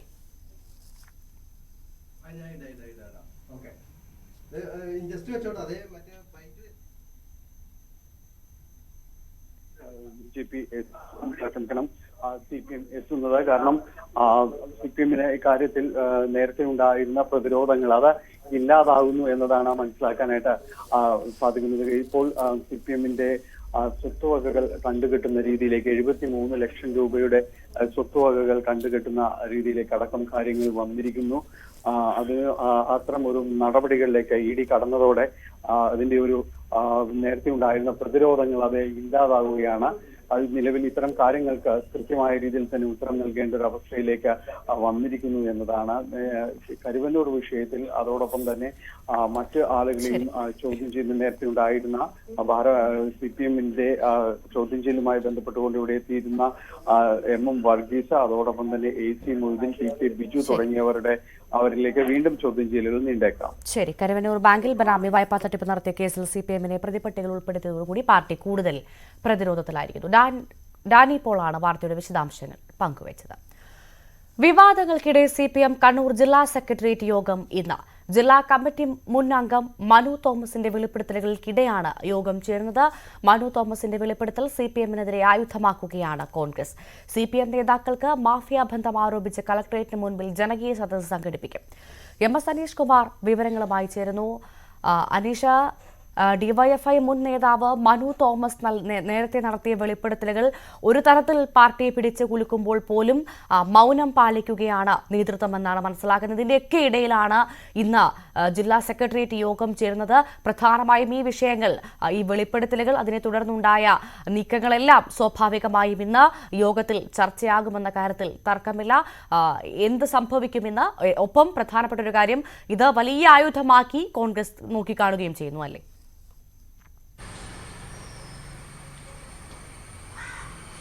ഭവ്യ, തീർച്ചയായും കണ്ണൂരിലെ CPM-ന്റെ ഉൾപാർട്ടി രാഷ്ട്രീയത്തിൽ വലിയ പൊട്ടിത്തെറികൾ സൃഷ്ടിക്കുന്ന തരത്തിലുള്ള വെളിപ്പെടുത്തലുകളാണ് ഓരോ ദിവസവും മനു തോമസ് നടത്തിക്കൊണ്ടിരിക്കുന്നത്. ഇതിൽ ഏറ്റവും പ്രധാനമായി പി ജയരാജനെതിരെ ഗുരുതരമായ ആരോപണങ്ങൾ അദ്ദേഹം ഉന്നയിച്ചിരുന്നു. അദ്ദേഹം ഒരു കൊട്ടേഷൻ സ്വർണം പൊട്ടിക്കൽ മാഫിയ സംഘത്തലവന്മാർ പി ജയരാജനായി രംഗത്ത് വരുന്നു. ക്വാറി മാഫിയയ്ക്ക് വേണ്ടി ഒരു ഏരിയ സെക്രട്ടറി തന്നെ പി ജയരാജൻ സൃഷ്ടിച്ചു. സൂപ്പർ ജില്ലാ സെക്രട്ടറി ചമയുന്നതിനുള്ള നീക്കങ്ങളാണ് അദ്ദേഹം നടത്തുന്നത്. വ്യക്തി ആരാധനയ്ക്ക് വേണ്ടി അദ്ദേഹം പ്രത്യേക ഫേസ്ബുക്ക് ഗ്രൂപ്പുകളും പ്രത്യേക അണികളുടെ ഒരു വൃന്ദത്തെയും സൃഷ്ടിക്കാൻ ശ്രമിക്കുന്നു. അദ്ദേഹത്തിന്റെ മകൻ ജെയിൻ രാജ് സ്വർണം കള്ളക്കടത്ത് കൊട്ടേഷൻ സംഘങ്ങളുമായി നിരന്തരം ബന്ധപ്പെടുത്തുന്ന ആളാണ്, അല്ലെങ്കിൽ അതിന് നേതൃത്വം നൽകുന്ന ആളാണ്. അർജുൻ ആയങ്കിയും ആകാശ് തില്ലങ്കേരിയും പോലുള്ള ആളുകളുമായാണ് ആ സമ്പർക്കം പുലർത്തുന്നത് തുടങ്ങിയ ഗുരുതരമായ ആരോപണങ്ങളാണ് മുന്നോട്ട് വെച്ചുകൊണ്ടിരിക്കുന്നത്. പി ജയരാജനെതിരെ നിശ്ചിതമായ വിമർശനം ഒരു വശത്ത് ഉന്നയിക്കുമ്പോഴും പാർട്ടിയാണ് ഇക്കാര്യങ്ങൾ ചെയ്യുന്നത് എന്ന ചോദ്യത്തിന് കൃത്യമായ വിശദീകരണം നൽകാതെ, പാർട്ടിയുടെ പേര് പറയാതെ പാർട്ടിയുമായുള്ള ബന്ധം അല്ലെങ്കിൽ പാർട്ടി പ്രവർത്തകരുമായുള്ള ബന്ധം ദുരുപയോഗം ചെയ്യുന്നതിനുള്ള നീക്കമാണ് ജയരാജൻ അടക്കമുള്ള ഭാഗത്തുനിന്നും ഉണ്ടാകുന്നതെന്ന വിമർശനമാണ് അദ്ദേഹം ഉന്നയിച്ചുകൊണ്ടിരിക്കുന്നത്. പാർട്ടിയോട് ഒരുപാട് നാൾ ചേർന്ന് നിന്ന ആളാണ്. ഡിവൈഎഫ്ഐയുടെ നേതാവായിരുന്നു, CPM-ന്റെ ജില്ലാ കമ്മിറ്റി അംഗമായിരുന്നു. അതുകൊണ്ട് പാർട്ടി രഹസ്യങ്ങൾ തനിക്ക് നന്നായി അറിയാം. പാർട്ടി പല കാര്യങ്ങൾ ചെയ്യുമ്പോഴും അല്ലെങ്കിൽ പാർട്ടിയെ മറയാക്കി പലരും പല കാര്യങ്ങളും ചെയ്യുമ്പോഴും അതിന്റെ തെളിവുകൾ തന്റെ പക്കലുണ്ട്. ഉചിതമായ സമയത്ത് ആ തെളിവുകൾ പുറത്തുവിടും എന്ന് മനു തോമസ് പറയുന്നു. മുൻജീത്തെ അടക്കമുള്ള ഷുഹൈബ് വധം അടക്കമുള്ള കാര്യങ്ങൾ വിപ്ലവമായിരുന്നില്ല, വൈകൃതമായിരുന്നു എന്ന തുറന്ന പറച്ചിലും അദ്ദേഹത്തിന്റെ ഭാഗത്തു നിന്നുണ്ടായിട്ടുണ്ട്. അതുകൊണ്ട് ഇതടക്കമുള്ള കാര്യങ്ങൾ രാഷ്ട്രീയമായി വളരെ ഉപയോഗിക്കാൻ കഴിയും എന്ന ഒരു വിലയിരുത്തലാണ് കോൺഗ്രസ് ക്യാമ്പിനുള്ളത്. അതുകൊണ്ട് തന്നെയാണ് കോൺഗ്രസിലേക്ക് അദ്ദേഹത്തെ ക്ഷണിച്ചത്. ഒപ്പം BJP-യും അദ്ദേഹത്തെ തങ്ങളുടെ പാർട്ടിയിലേക്ക് ക്ഷണിക്കുന്നുണ്ട്. മനു തോമസ് പറയുന്ന കാര്യങ്ങൾ അതീവ ഗുരുതരമായി പരിഗണിക്കപ്പെടേണ്ടതുകൊണ്ട് വലിയ കുറ്റകൃത്യങ്ങൾ അദ്ദേഹത്തിന്റെ വെളിപ്പെടുത്തലുകളിൽ ഉൾപ്പെട്ടിട്ടുണ്ട് എന്നും പറയുന്നു. അതിലേക്ക് ജനങ്ങളുടെ ശ്രദ്ധ ക്ഷണിക്കുന്നതിനായാണ് ജനകീയ സദസ്സ് ഇന്ന് കണ്ണൂർ കളക്ട്രേറ്റിൽ കോൺഗ്രസ് വിളിച്ചു ചേർത്തിരിക്കുന്നത്. ഇതിനുശേഷം നിയമപരമായ നടപടികളടക്കമായി മുന്നോട്ട് പോകാനാണ് കോൺഗ്രസിന്റെ തീരുമാനം. ഭവ്യ, ശരി, നന്ദി. ആലപ്പുഴയിലെ സ്ഥാനാർത്ഥി നിർണയത്തിൽ CPM ജില്ലാ സെക്രട്ടേറിയറ്റിൽ സംസ്ഥാന നേതൃത്വത്തിനെതിരെ രൂക്ഷ വിമർശനം. AM ആരിഫ് ജനങ്ങൾക്ക് താൽപര്യമില്ലാത്ത സ്ഥാനാർത്ഥിയായിരുന്നുവെന്ന് സെക്രട്ടേറിയറ്റ് വിലയിരുത്തി. KC വേണുഗോപാൽ മത്സരിച്ചില്ലായിരുന്നുവെങ്കിൽ മണ്ഡലത്തിൽ BJP വിജയിക്കുകയും LDF 3-ാം സ്ഥാനത്തേക്ക് പിന്തള്ളപ്പെടുകയും ചെയ്യുമായിരുന്നുവെന്നും അഭിപ്രായമുയർന്നു. വെള്ളാപ്പള്ളി നടേശനും SNDP യോഗത്തിനുമെതിരെ സംസ്ഥാന നേതൃത്വം കൈക്കൊണ്ട നിലപാട് സെക്രട്ടേറിയറ്റിലെ ഭൂരിഭാഗം അംഗങ്ങളും പൂർണ്ണമായും തള്ളി. AM ആരിഫിന് പകരം തോമസ് ഐസക് ഉൾപ്പെടെയുള്ള മുതിർന്ന നേതാക്കളിൽ ആരെങ്കിലുമായിരുന്നു ആലപ്പുഴയിൽ മത്സരിക്കേണ്ടതെന്നായിരുന്നു സെക്രട്ടേറിയറ്റിലെ ഭൂരിഭാഗം അംഗങ്ങളും അഭിപ്രായപ്പെട്ടത്. സ്ഥാനാർത്ഥി നിർണയത്തിൽ സംസ്ഥാന നേതൃത്വം കൈക്കൊണ്ട തീരുമാനം പാളിയെന്നും വിലയിരുത്തലുണ്ടായി. G. സുധാകരനോ തോമസ് ഐസക്കോ മത്സരിക്കണമായിരുന്നുവെന്ന് സെക്രട്ടേറിയറ്റ് അംഗങ്ങളായ K. രാഘവൻ, ഹരിശങ്കർ എന്നിവർ അഭിപ്രായപ്പെട്ടു. ജനങ്ങൾക്ക് സ്ഥാനാർത്ഥിയുടെ മേൽ താൽപര്യമില്ലായിരുന്നു. തെരഞ്ഞെടുപ്പ് പ്രചാരണ ഘട്ടത്തിൽ ഒരിക്കൽ പോലും വോട്ടർമാർക്കോ പ്രവർത്തകർക്കിടയിലോ ആവേശം സൃഷ്ടിക്കാൻ സ്ഥാനാർത്ഥിക്കായില്ലെന്നും സെക്രട്ടേറിയറ്റ് വിലയിരുത്തി. KC വേണുഗോപാൽ മത്സരിച്ചതുകൊണ്ട് മാത്രമാണ് ആലപ്പുഴയിൽ BJP വിജയിക്കാതിരുന്നതെന്നും അല്ലെങ്കിൽ LDF-നെ 3-ാം സ്ഥാനത്ത് പിന്തള്ളി ശോഭാ സുരേന്ദ്രൻ വിജയിക്കുമായിരുന്നുവെന്നും A. മഹേന്ദ്രൻ പറഞ്ഞു. അതേസമയം ഈഴവ സമുദായത്തിന്റെ വോട്ട് ചോർച്ചയ്ക്ക് പിന്നിൽ വെള്ളാപ്പള്ളി നടേശനാണെന്ന സംസ്ഥാന നേതൃത്വത്തിന്റെ ആരോപണത്തെ കമ്മിറ്റി തള്ളി. ജില്ലയിലെ കയർത്തൊഴിലാളികളും കർഷകരും മത്സ്യത്തൊഴിലാളികളും അടങ്ങുന്ന അടിസ്ഥാന വർഗം പാർട്ടിയോട് വിയോജിപ്പ് പ്രകടിപ്പിച്ചതാണ് തിരിച്ചടിക്ക് കാരണമായെന്നാണ് കമ്മിറ്റിയിൽ ഭൂരിപക്ഷ അഭിപ്രായമുയർന്നത്. വെള്ളാപ്പള്ളിയുമായി യോജിച്ചു പോകേണ്ടതാണ്. മലബാറിലെ പരാജയത്തിന് പിന്നിൽ വെള്ളാപ്പള്ളിയാണോ എന്ന് H. സലാം സെക്രട്ടേറിയറ്റിൽ ചോദ്യമുയർത്തി. തോമസ് ഐസക്കിനെ പത്തനംതിട്ടയിൽ മത്സരിപ്പിച്ചത് തെറ്റായി പോയെന്നും EP-യുടെ ജാവദേക്കർ വിഷയത്തിലെ പ്രതികരണം BJP-ക്ക് ഗുണകരമായെന്നും വിമർശനമുയർന്നു. പാർട്ടി കാര്യങ്ങൾ വിശദീകരിക്കാൻ AK ബാലനെ ആര് ചുമതലപ്പെടുത്തിയെന്നും ചോദ്യമുയർന്നു. ഭരണവിരുദ്ധ വികാരം വലിയ തിരിച്ചടി നൽകിയെന്നും വിലയിരുത്തലുണ്ടായി. ശരണ്യ സ്നേഹജൻ, News 18, ആലപ്പുഴ. ഇപ്പോൾ BJP സംസ്ഥാന നേതൃയോഗത്തിന് മുൻപ് V. മുരളീധരൻ മാധ്യമങ്ങളെ കാണുന്നു. വിജയന്റെ നേതൃത്വത്തിൽ പല അവരുടെ നേട്ടങ്ങളും കരസ്ഥമാക്കിക്കൊണ്ടിരിക്കുകയാണ്. ഇപ്പോൾ 2 തവണ തുടർച്ചയായിട്ട് പാർലമെന്റ് തെരഞ്ഞെടുപ്പിൽ ഒറ്റ സീറ്റ് മാത്രം കിട്ടുന്ന പാർട്ടിയായിട്ട് CPM മാറി. അതിൻ്റെ കൂട്ടത്തിലാണ് പുതിയൊരു പൊൻതൂവൽ കൂടെ കിട്ടിയിരിക്കുകയാണ് കള്ളപ്പണക്കേസിൽ പ്രതികളാക്കപ്പെടുന്ന പാർട്ടി എന്നുള്ളത്. ജനപ്രാതിനിധ്യ നിയമവും അതോടൊപ്പം കൊച്ചിയിൽ ചേരുന്ന നേതൃയോഗത്തിന് BJP സംസ്ഥാന നേതൃയോഗത്തിന് മുൻപ് മാധ്യമങ്ങളെ കാണുകയായിരുന്നു V. മുരളീധരൻ. തിരിച്ചെത്താം വളരെ വേഗം ഇടവേളയ്ക്ക് ശേഷം.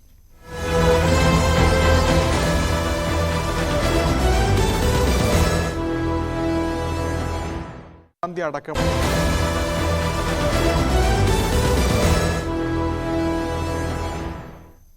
തിരികെ വാർത്തയിലേക്ക്. തലസ്ഥാന നഗരത്തിലെ 25 റോഡുകൾ പണി പൂർത്തിയാക്കി ജനങ്ങൾക്ക് തുറന്നുകൊടുത്തു എന്നാണ് മന്ത്രി പി എ മുഹമ്മദ് റിയാസ് നിയമസഭയിൽ പറഞ്ഞത്. ഇതൊന്നും മാധ്യമങ്ങൾ കാണുന്നില്ല എന്ന കുറ്റപ്പെടുത്തലും മന്ത്രി നടത്തി.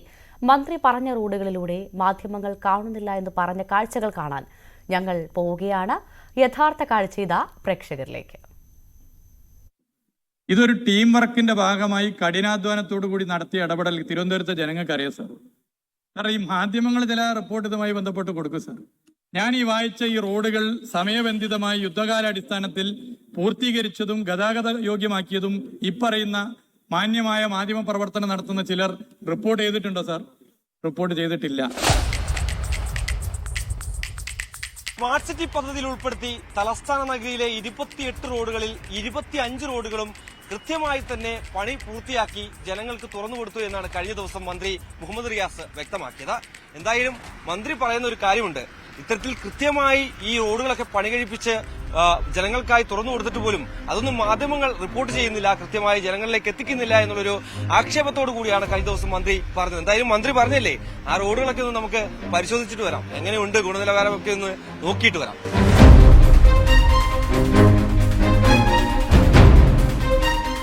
Spencer junction AKG junction road 21/3 തുറന്നു കൊടുത്തു.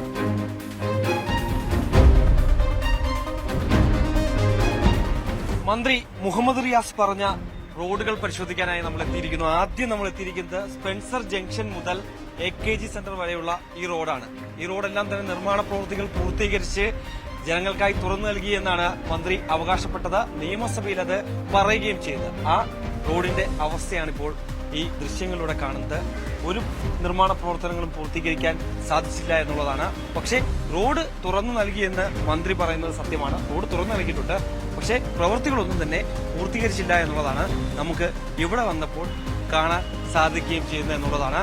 എന്തായാലും മന്ത്രി ഈ റോഡൊന്ന് പരിശോധിക്കുന്നത്, നേരിട്ടെത്തി പരിശോധിക്കുന്നത് നന്നായിരിക്കും. കാരണം നമ്മൾ പറയുന്നതല്ല കള്ളമെന്ന് അപ്പോൾ അതിന്റെ നിജസ്ഥിതി മന്ത്രിക്ക് തന്നെ ബോധ്യപ്പെടും.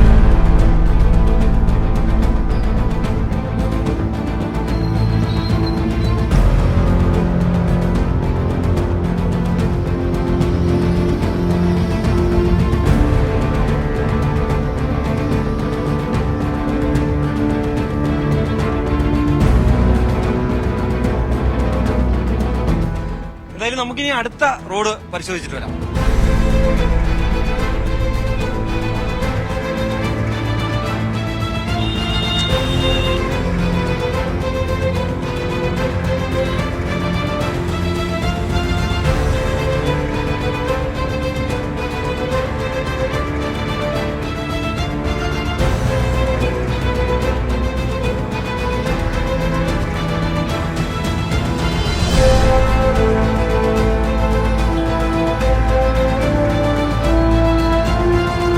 ജനറൽ ആശുപത്രി വഞ്ചൂർ റോഡ്, ജനറൽ ആശുപത്രി മുതൽ മാതൃഭൂമി റോഡ് വരെ 27/5/2024 ശേഷിക്കുന്ന ഭാഗം 19/6/2024 തുറന്നു കൊടുത്തു. ഇതാണ് മന്ത്രി പറഞ്ഞ രണ്ടാമത്തെ റോഡ്.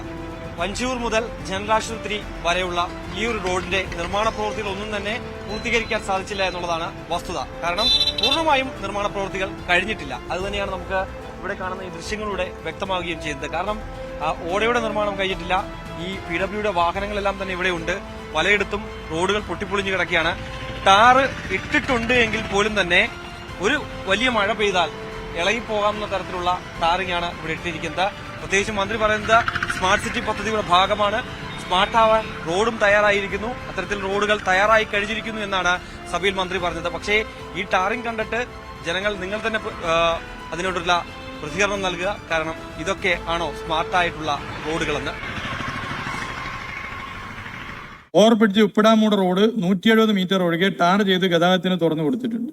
മന്ത്രി ഇപ്പോൾ പറഞ്ഞ ആ വാക്കുകളിൽ നിന്നുള്ള ഉപ്പിടാമൂട് മുതൽ ഓവർബ്രിഡ്ജ് വരെയുള്ള ആ റോഡാണ് ഈ കാണുന്നത്. ഇനി ഏകദേശം 170 മീറ്റർ കൂടി മാത്രമേ ഇവിടുത്തെ നിർമ്മാണ പ്രവൃത്തികൾ പൂർത്തിയാകാനുള്ളൂ എന്നാണ് മന്ത്രി നിയമസഭയിൽ പറഞ്ഞിരിക്കുന്നത്. ആ വാക്കുകളാണ് നമ്മളിപ്പോൾ കേട്ടത്. എന്തായാലും ഇവിടുന്ന് അങ്ങോട്ടുള്ള 170 മീറ്ററിൽ ഒരു സൈഡ് മാത്രം നിർമ്മാണ പ്രവൃത്തികൾ പൂർത്തീകരിച്ചിട്ടുണ്ട്. ഒരു സൈഡ് ഇപ്പോഴും പൂർത്തീകരിക്കാതെ നിൽക്കുന്ന കാഴ്ചയാണ് നമുക്ക് കാണാൻ സാധിക്കുന്നത്. എന്തായാലും ഇതിനപ്പുറം 170 മീറ്ററിനപ്പുറത്തേക്ക് എങ്ങനെയാണ് അവിടുത്തെ സ്ഥിതി, മന്ത്രി പറഞ്ഞത് ശരിയാണോ എന്നുകൂടി നമുക്ക് പരിശോധിക്കാം.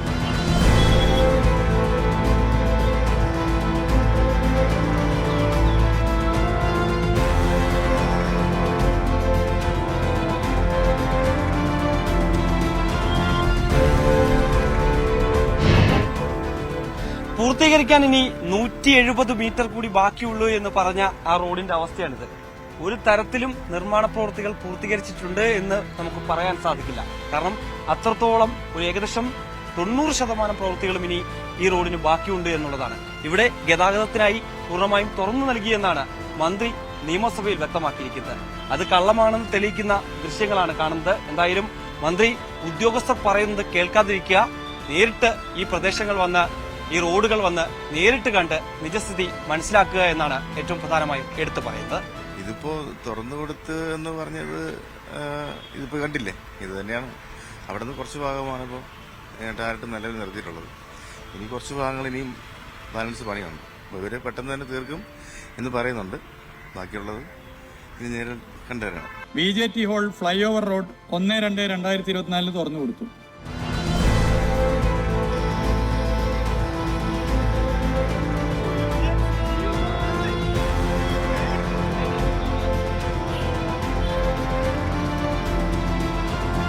മന്ത്രി പറഞ്ഞ മറ്റൊരു റോഡാണിത്. BJT ഹാൾ മുതൽ ഫ്ലൈ ഓവർ വരെ നീണ്ടുകിടക്കുന്ന ഈ ഒരു റോഡ് കൃത്യമായി ഇതിന്റെ നിർമ്മാണ പ്രവർത്തനങ്ങൾ പൂർത്തീകരിക്കാൻ അധികൃതർക്ക് സാധിച്ചിട്ടുണ്ട്. ഈ റോഡ് സ്മാർട്ടായി എന്ന് തന്നെ നമുക്ക് പൂർണ്ണമായി സ്മാർട്ടായി എന്ന് പറയാൻ സാധിക്കില്ല എങ്കിൽ പോലും തന്നെ സ്മാർട്ടായി എന്ന് നമുക്ക് പറയാൻ സാധിക്കും. കാരണം ഇനി പണി പൂർത്തീകരിക്കാനുള്ളത് ഈ റോഡിന്റെ ഇരുവശത്തുള്ള ഈ ഒരു നിർമ്മാണ പ്രവർത്തനങ്ങൾ മാത്രമാണ് ഇനി കഴിയാനുള്ളത്. അതിന്റെ നിർമ്മാണ പ്രവർത്തനങ്ങൾ വരും ദിവസങ്ങളിലായിട്ട് പൂർത്തീകരിക്കുമ്പോൾ തന്നെയാണ് നമുക്ക് മനസ്സിലാക്കാൻ സാധിക്കുന്നത്. എന്തായാലും നിരവധി റോഡുകൾ നമ്മൾ ഇതിനോടകം പരിശോധിച്ചിട്ടുണ്ട്. അതിൽ മന്ത്രി പറഞ്ഞ ഒരു റോഡ് മാത്രമാണ് ഇപ്പോൾ പണി പൂർണ്ണമായും കഴിഞ്ഞു എന്ന് നമുക്ക് അനുമാനിക്കാൻ സാധിക്കുന്നത്. എന്തായാലും ജനങ്ങൾക്ക് ഉതകുന്ന തരത്തിൽ ഈ റോഡിന്റെ നിർമ്മാണ പ്രവർത്തനങ്ങൾ മന്ത്രി പറഞ്ഞതുപോലെ തന്നെ പൂർത്തീകരിക്കാൻ സാധിച്ചിട്ടുണ്ട് എന്നുള്ളതാണ് ഏറ്റവും സത്യം. സ്റ്റാറ്റ്യൂ ജനറൽ ആശുപത്രി റോഡ് 1/4/2024 തുറന്നു.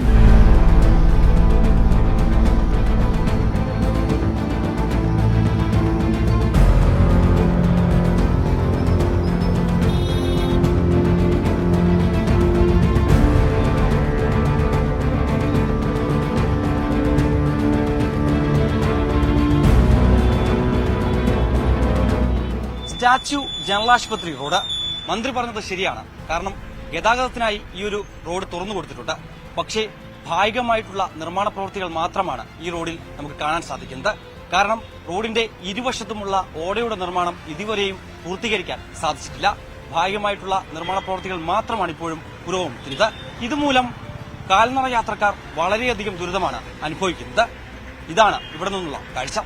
കിള്ളിപ്പാലം അട്ടകുളങ്ങര റോഡ് 2 വരിപ്പാത 14/4/2024 തുറന്നു കൊടുത്തു. മന്ത്രി പറഞ്ഞത് കേട്ടല്ലോ, 2 വരിപ്പാത അത് സഞ്ചാരയോഗ്യമാക്കി ജനങ്ങൾക്ക് തുറന്നു നൽകിയെന്ന് പറഞ്ഞ ആ റോഡിന്റെ അവസ്ഥയാണ് നിങ്ങൾ ഇപ്പോൾ ഈ കാണുന്നത്. എന്റെ ഇപ്പുറത്ത് കാണുന്നതാണ് ഈ പറഞ്ഞ 2ാമത്തെ വരി. ഇവിടെ ഒരു തരത്തിലുമുള്ള നിർമ്മാണ പ്രവർത്തനങ്ങൾ നടന്നിട്ടില്ല എന്നതാണ് വസ്തുത. കാരണം ഉദ്യോഗസ്ഥർ പറയുന്നത് മാത്രം കേൾക്കരുത് എന്നുള്ളത് ഒരിക്കൽ കൂടി ഞാൻ എടുത്തു പറയുകയാണ്. മന്ത്രിമന്ദിരത്തിൽ നിന്ന് ഏകദേശം കുറച്ച് കിലോമീറ്റർ മാത്രമേ ഉള്ളൂ ഈ പറയുന്ന അട്ടക്കുളങ്ങര കിള്ളിപ്പാലം റോഡിലേക്ക് വന്നു നോക്കാൻ. മന്ത്രി നേരിട്ടെത്തി നോക്കുക ഇവിടുത്തെ അവസ്ഥ. കാരണം ഈ റോഡ് എന്ന് പറയുന്നത് വളരെയധികം ആളുകൾ വന്നു പോകുന്ന വളരെ തിരക്കേറിയ ഒരു പ്രദേശം കൂടിയാണ്. ഇവിടുത്തെ ഒരു വളരെ ദുരവസ്ഥയാണ് നമ്മൾ ഈ പ്രേക്ഷകരിലേക്ക് എത്തിക്കുന്നത്. അത്തരത്തിൽ ദുരന്തപൂർണമായിട്ടുള്ള ഒരു യാത്ര തന്നെയാണ് ഇവിടുത്തെ ജനങ്ങൾക്ക് സമ്മാനിക്കാൻ സാധിക്കുക. ഇത് എങ്ങനെ ഞങ്ങൾക്ക് പ്രേക്ഷകരിലേക്ക് എത്തിക്കാതിരിക്കാൻ സാധിക്കും? അത് മന്ത്രി തന്നെ വ്യക്തമാക്കുകയും വേണം. സഭയിൽ പറഞ്ഞ കാര്യങ്ങൾ എല്ലാം തന്നെ കള്ളമാണ് എന്ന് തെളിയിക്കുന്നത് തന്നെയാണ് ഈ ദൃശ്യങ്ങളിലൂടെ വ്യക്തമാകുന്നത്.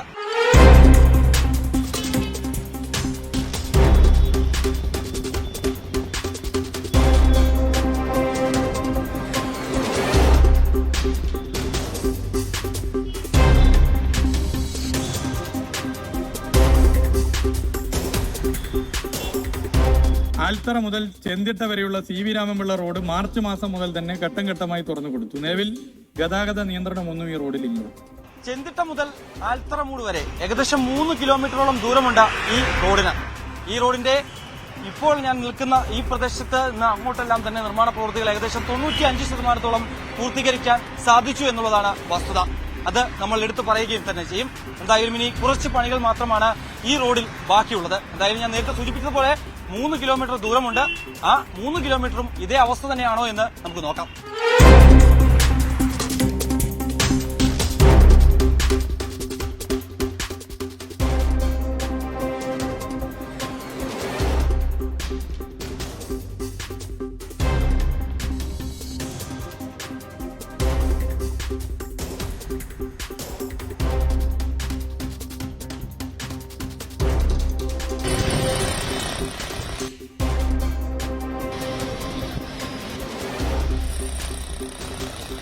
ദൃശ്യങ്ങൾ കണ്ടല്ലോ. ആ 3 കിലോമീറ്ററിന്റെ ബാക്കിയുള്ള ദൃശ്യങ്ങളാണ് ഇപ്പോൾ കണ്ടത്. ഘട്ടം ഘട്ടമായി ഇതിന്റെ നിർമ്മാണ പ്രവൃത്തികൾ പൂർത്തീകരിച്ച് തുറന്നു നൽകിയെന്ന് മന്ത്രി പറഞ്ഞ ആ റോഡിന്റെ ഇപ്പോഴുള്ള അവസ്ഥ ഘട്ടം ഘട്ടമായി ഇപ്പോഴും നിർമ്മാണ പ്രവൃത്തികൾ പുരോഗമിക്കുന്നു എന്നുള്ളതാണ്. സർ, മാനവീയം വീതിയും കലാഭവമണി റോഡും ഓഗസ്റ്റ് 2023 ഗതാഗതത്തിന് തുറന്നു കൊടുത്തു.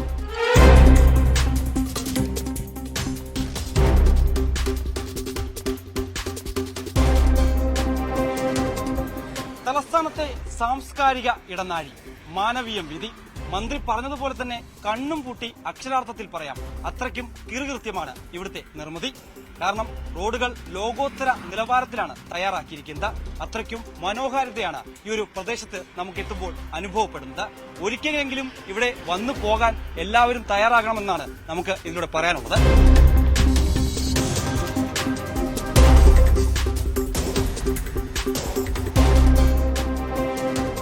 പൂർണ്ണമായും നിർമ്മാണം പൂർത്തിയാക്കിയ മറ്റൊരു റോഡാണ് ഈ കാണുന്നത് കലാഭവൻ മണി റോഡ്. ഏറെക്കാലം ജനങ്ങൾക്ക് വലിയ ദുരിതമായിരുന്നു ഈ റോഡ് സമ്മാനിച്ചതെങ്കിൽ ഇപ്പോൾ വളരെ ഭംഗിയായി വളരെ മനോഹരമായി ഇവിടുത്തെ നിർമ്മിതി പൂർത്തിയാക്കാൻ സർക്കാരിന് സാധിച്ചിട്ടുണ്ട് എന്നുള്ള കാര്യം എടുത്തു തന്നെ പറയണം. ബേക്കറി ജംഗ്ഷൻ ഫോറസ്റ്റ് ഓഫീസ് റോഡിൽ ഫോർമേഷൻ പണി പുരോഗമിക്കുന്നു.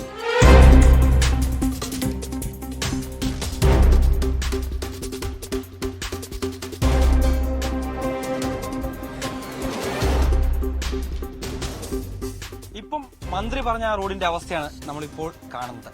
ഫോർമേഷൻ പണി പുരോഗമിക്കുകയാണ് എന്നാണ് മന്ത്രി പറഞ്ഞിട്ടുള്ളത്. പക്ഷേ ഒരു തരത്തിലും ഒരു പ്രാഥമിക ഘട്ടം പോലും എത്തിയില്ല എന്നുള്ളതാണ് ഇവിടുത്തെ കാഴ്ചകളിൽ നിന്ന് നമുക്ക് മനസ്സിലാക്കാൻ സാധിക്കുന്നത്. സർ, തൈക്കാട് ഹൌസ് കീഴേ തമ്പാനൂർ മോഡൽ സ്കൂൾ മുതൽ ശാസ്ത ക്ഷേത്രം വരെ 15/4/2024 തുറന്നു കൊടുത്തു. ഈ പറഞ്ഞ റോഡിന്റെ അവസ്ഥയാണ് ഈ കാണുന്നത്. കീഴേ തമ്പാനൂർ മുതൽ തൈക്കാട് ഹൌസ് വരെ അതിൽ ആദ്യഘട്ടം പൂർത്തീകരിച്ചു എന്നാണ് മന്ത്രി പറഞ്ഞിട്ടുള്ളത്. അതായത് മോഡൽ സ്കൂൾ മുതൽ ഈ കാണുന്ന ശാസ്ത ക്ഷേത്രം വരെ. അവിടുത്തെ നിർമ്മാണ പ്രവൃത്തികൾ ഇതുവരെയും 50% കഴിഞ്ഞുള്ളൂ എന്നാണ് നമുക്ക് ഈ ദൃശ്യങ്ങളിലൂടെ വ്യക്തമാകുന്നത്. ബാക്കിയുള്ള ഈ റോഡുകളിൽ ഇതുവരെയും ഒരു 30% പണി പൂർത്തീകരിക്കാൻ നേതൃത്വത്തിന് സാധിച്ചിട്ടില്ല. ഇതാണ് ഇവിടുത്തെ കാഴ്ചകൾ നൽകുന്ന അനുഭവം.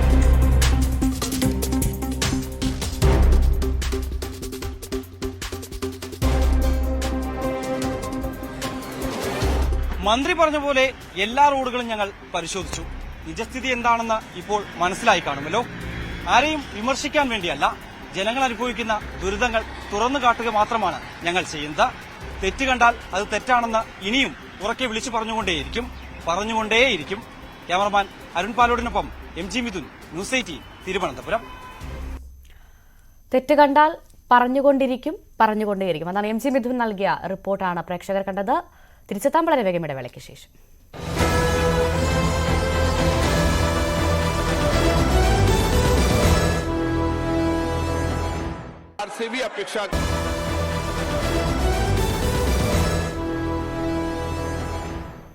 തിരികെ വാർത്തയിലേക്ക് വരുമ്പോൾ ആകാശപാത പൊളിച്ചു കളയണമെന്ന നിലപാടിലേക്ക് സർക്കാർ എത്തിയതോടെ കോട്ടയത്ത് CPM കോൺഗ്രസ് തർക്കം മുറുകുകയാണ്.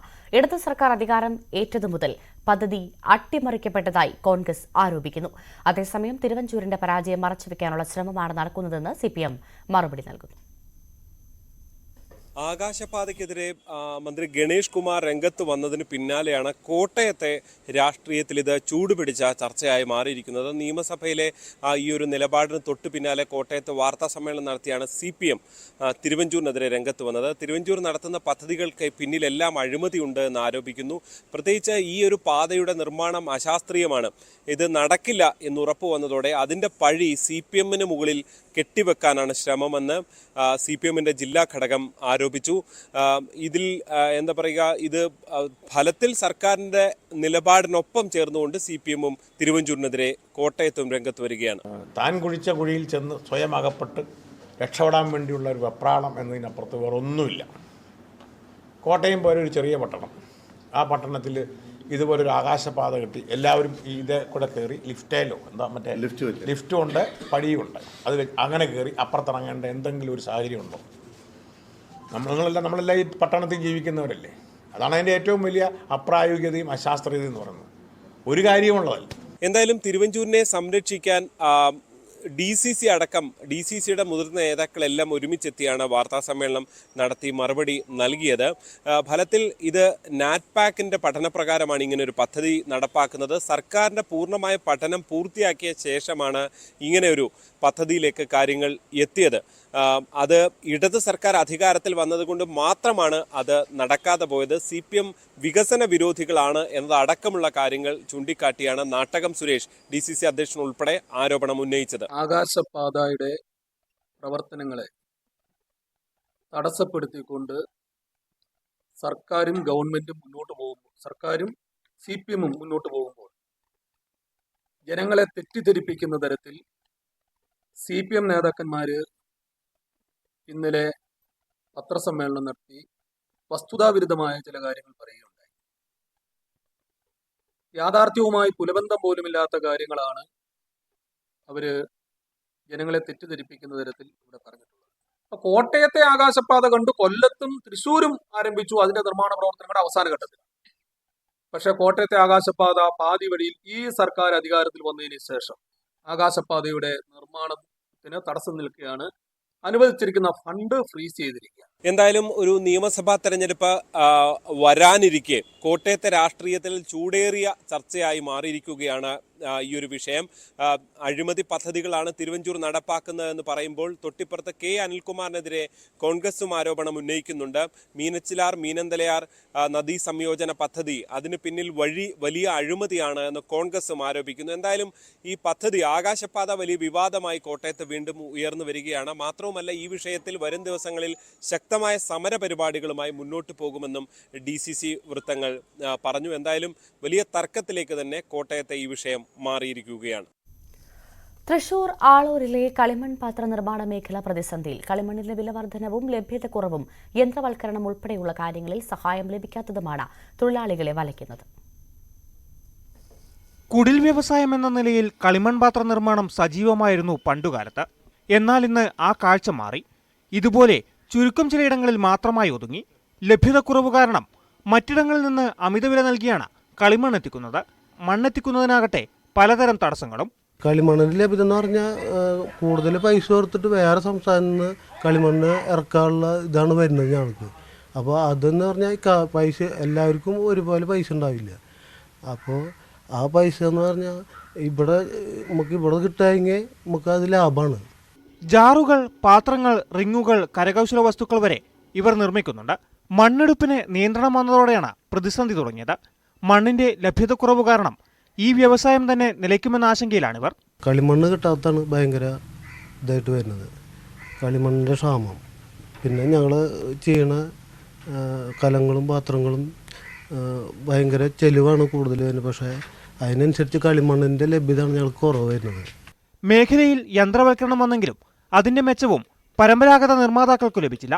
സർക്കാരിൽ നിന്നോ മറ്റ് ഏജൻസികളിൽ നിന്നോ സാമ്പത്തിക സഹായമോ വിപണനത്തിന് പ്രോത്സാഹനമോ കിട്ടാറില്ല. പാത്രം നിർമ്മിക്കുന്നവർ സ്വന്തം നിലയിൽ വിപണി കണ്ടെത്തേണ്ട സ്ഥിതിയാണ്. മണ്ണ് കിട്ടാനില്ല, എടുക്കാൻ സമ്മതിക്കില്ല. പോലീസുകാരെ പാസ് വേണം, കള്ളാസള് വേണം, അങ്ങനെയൊക്കെ വേണം. മണ്ണ് എടുക്കണം വെച്ചാൽ നല്ല ബുദ്ധിമുട്ടുണ്ട്. പിന്നെ വൈക്കോല് വേണം, ചകിരി വേണം, വിറക് വേണം, ചളി വേണം. 3 ദിവസം പിടിക്കും ചൂടറക്കണം വെച്ചാൽ. ഇത് 3 പണി വരും ഈ ഒരു ചട്ടിക്ക്.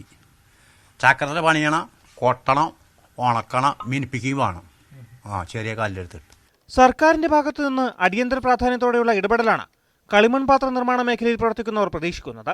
ന്യൂസ് 18 തൃശൂർ. ഒരിടവേള കൂടി.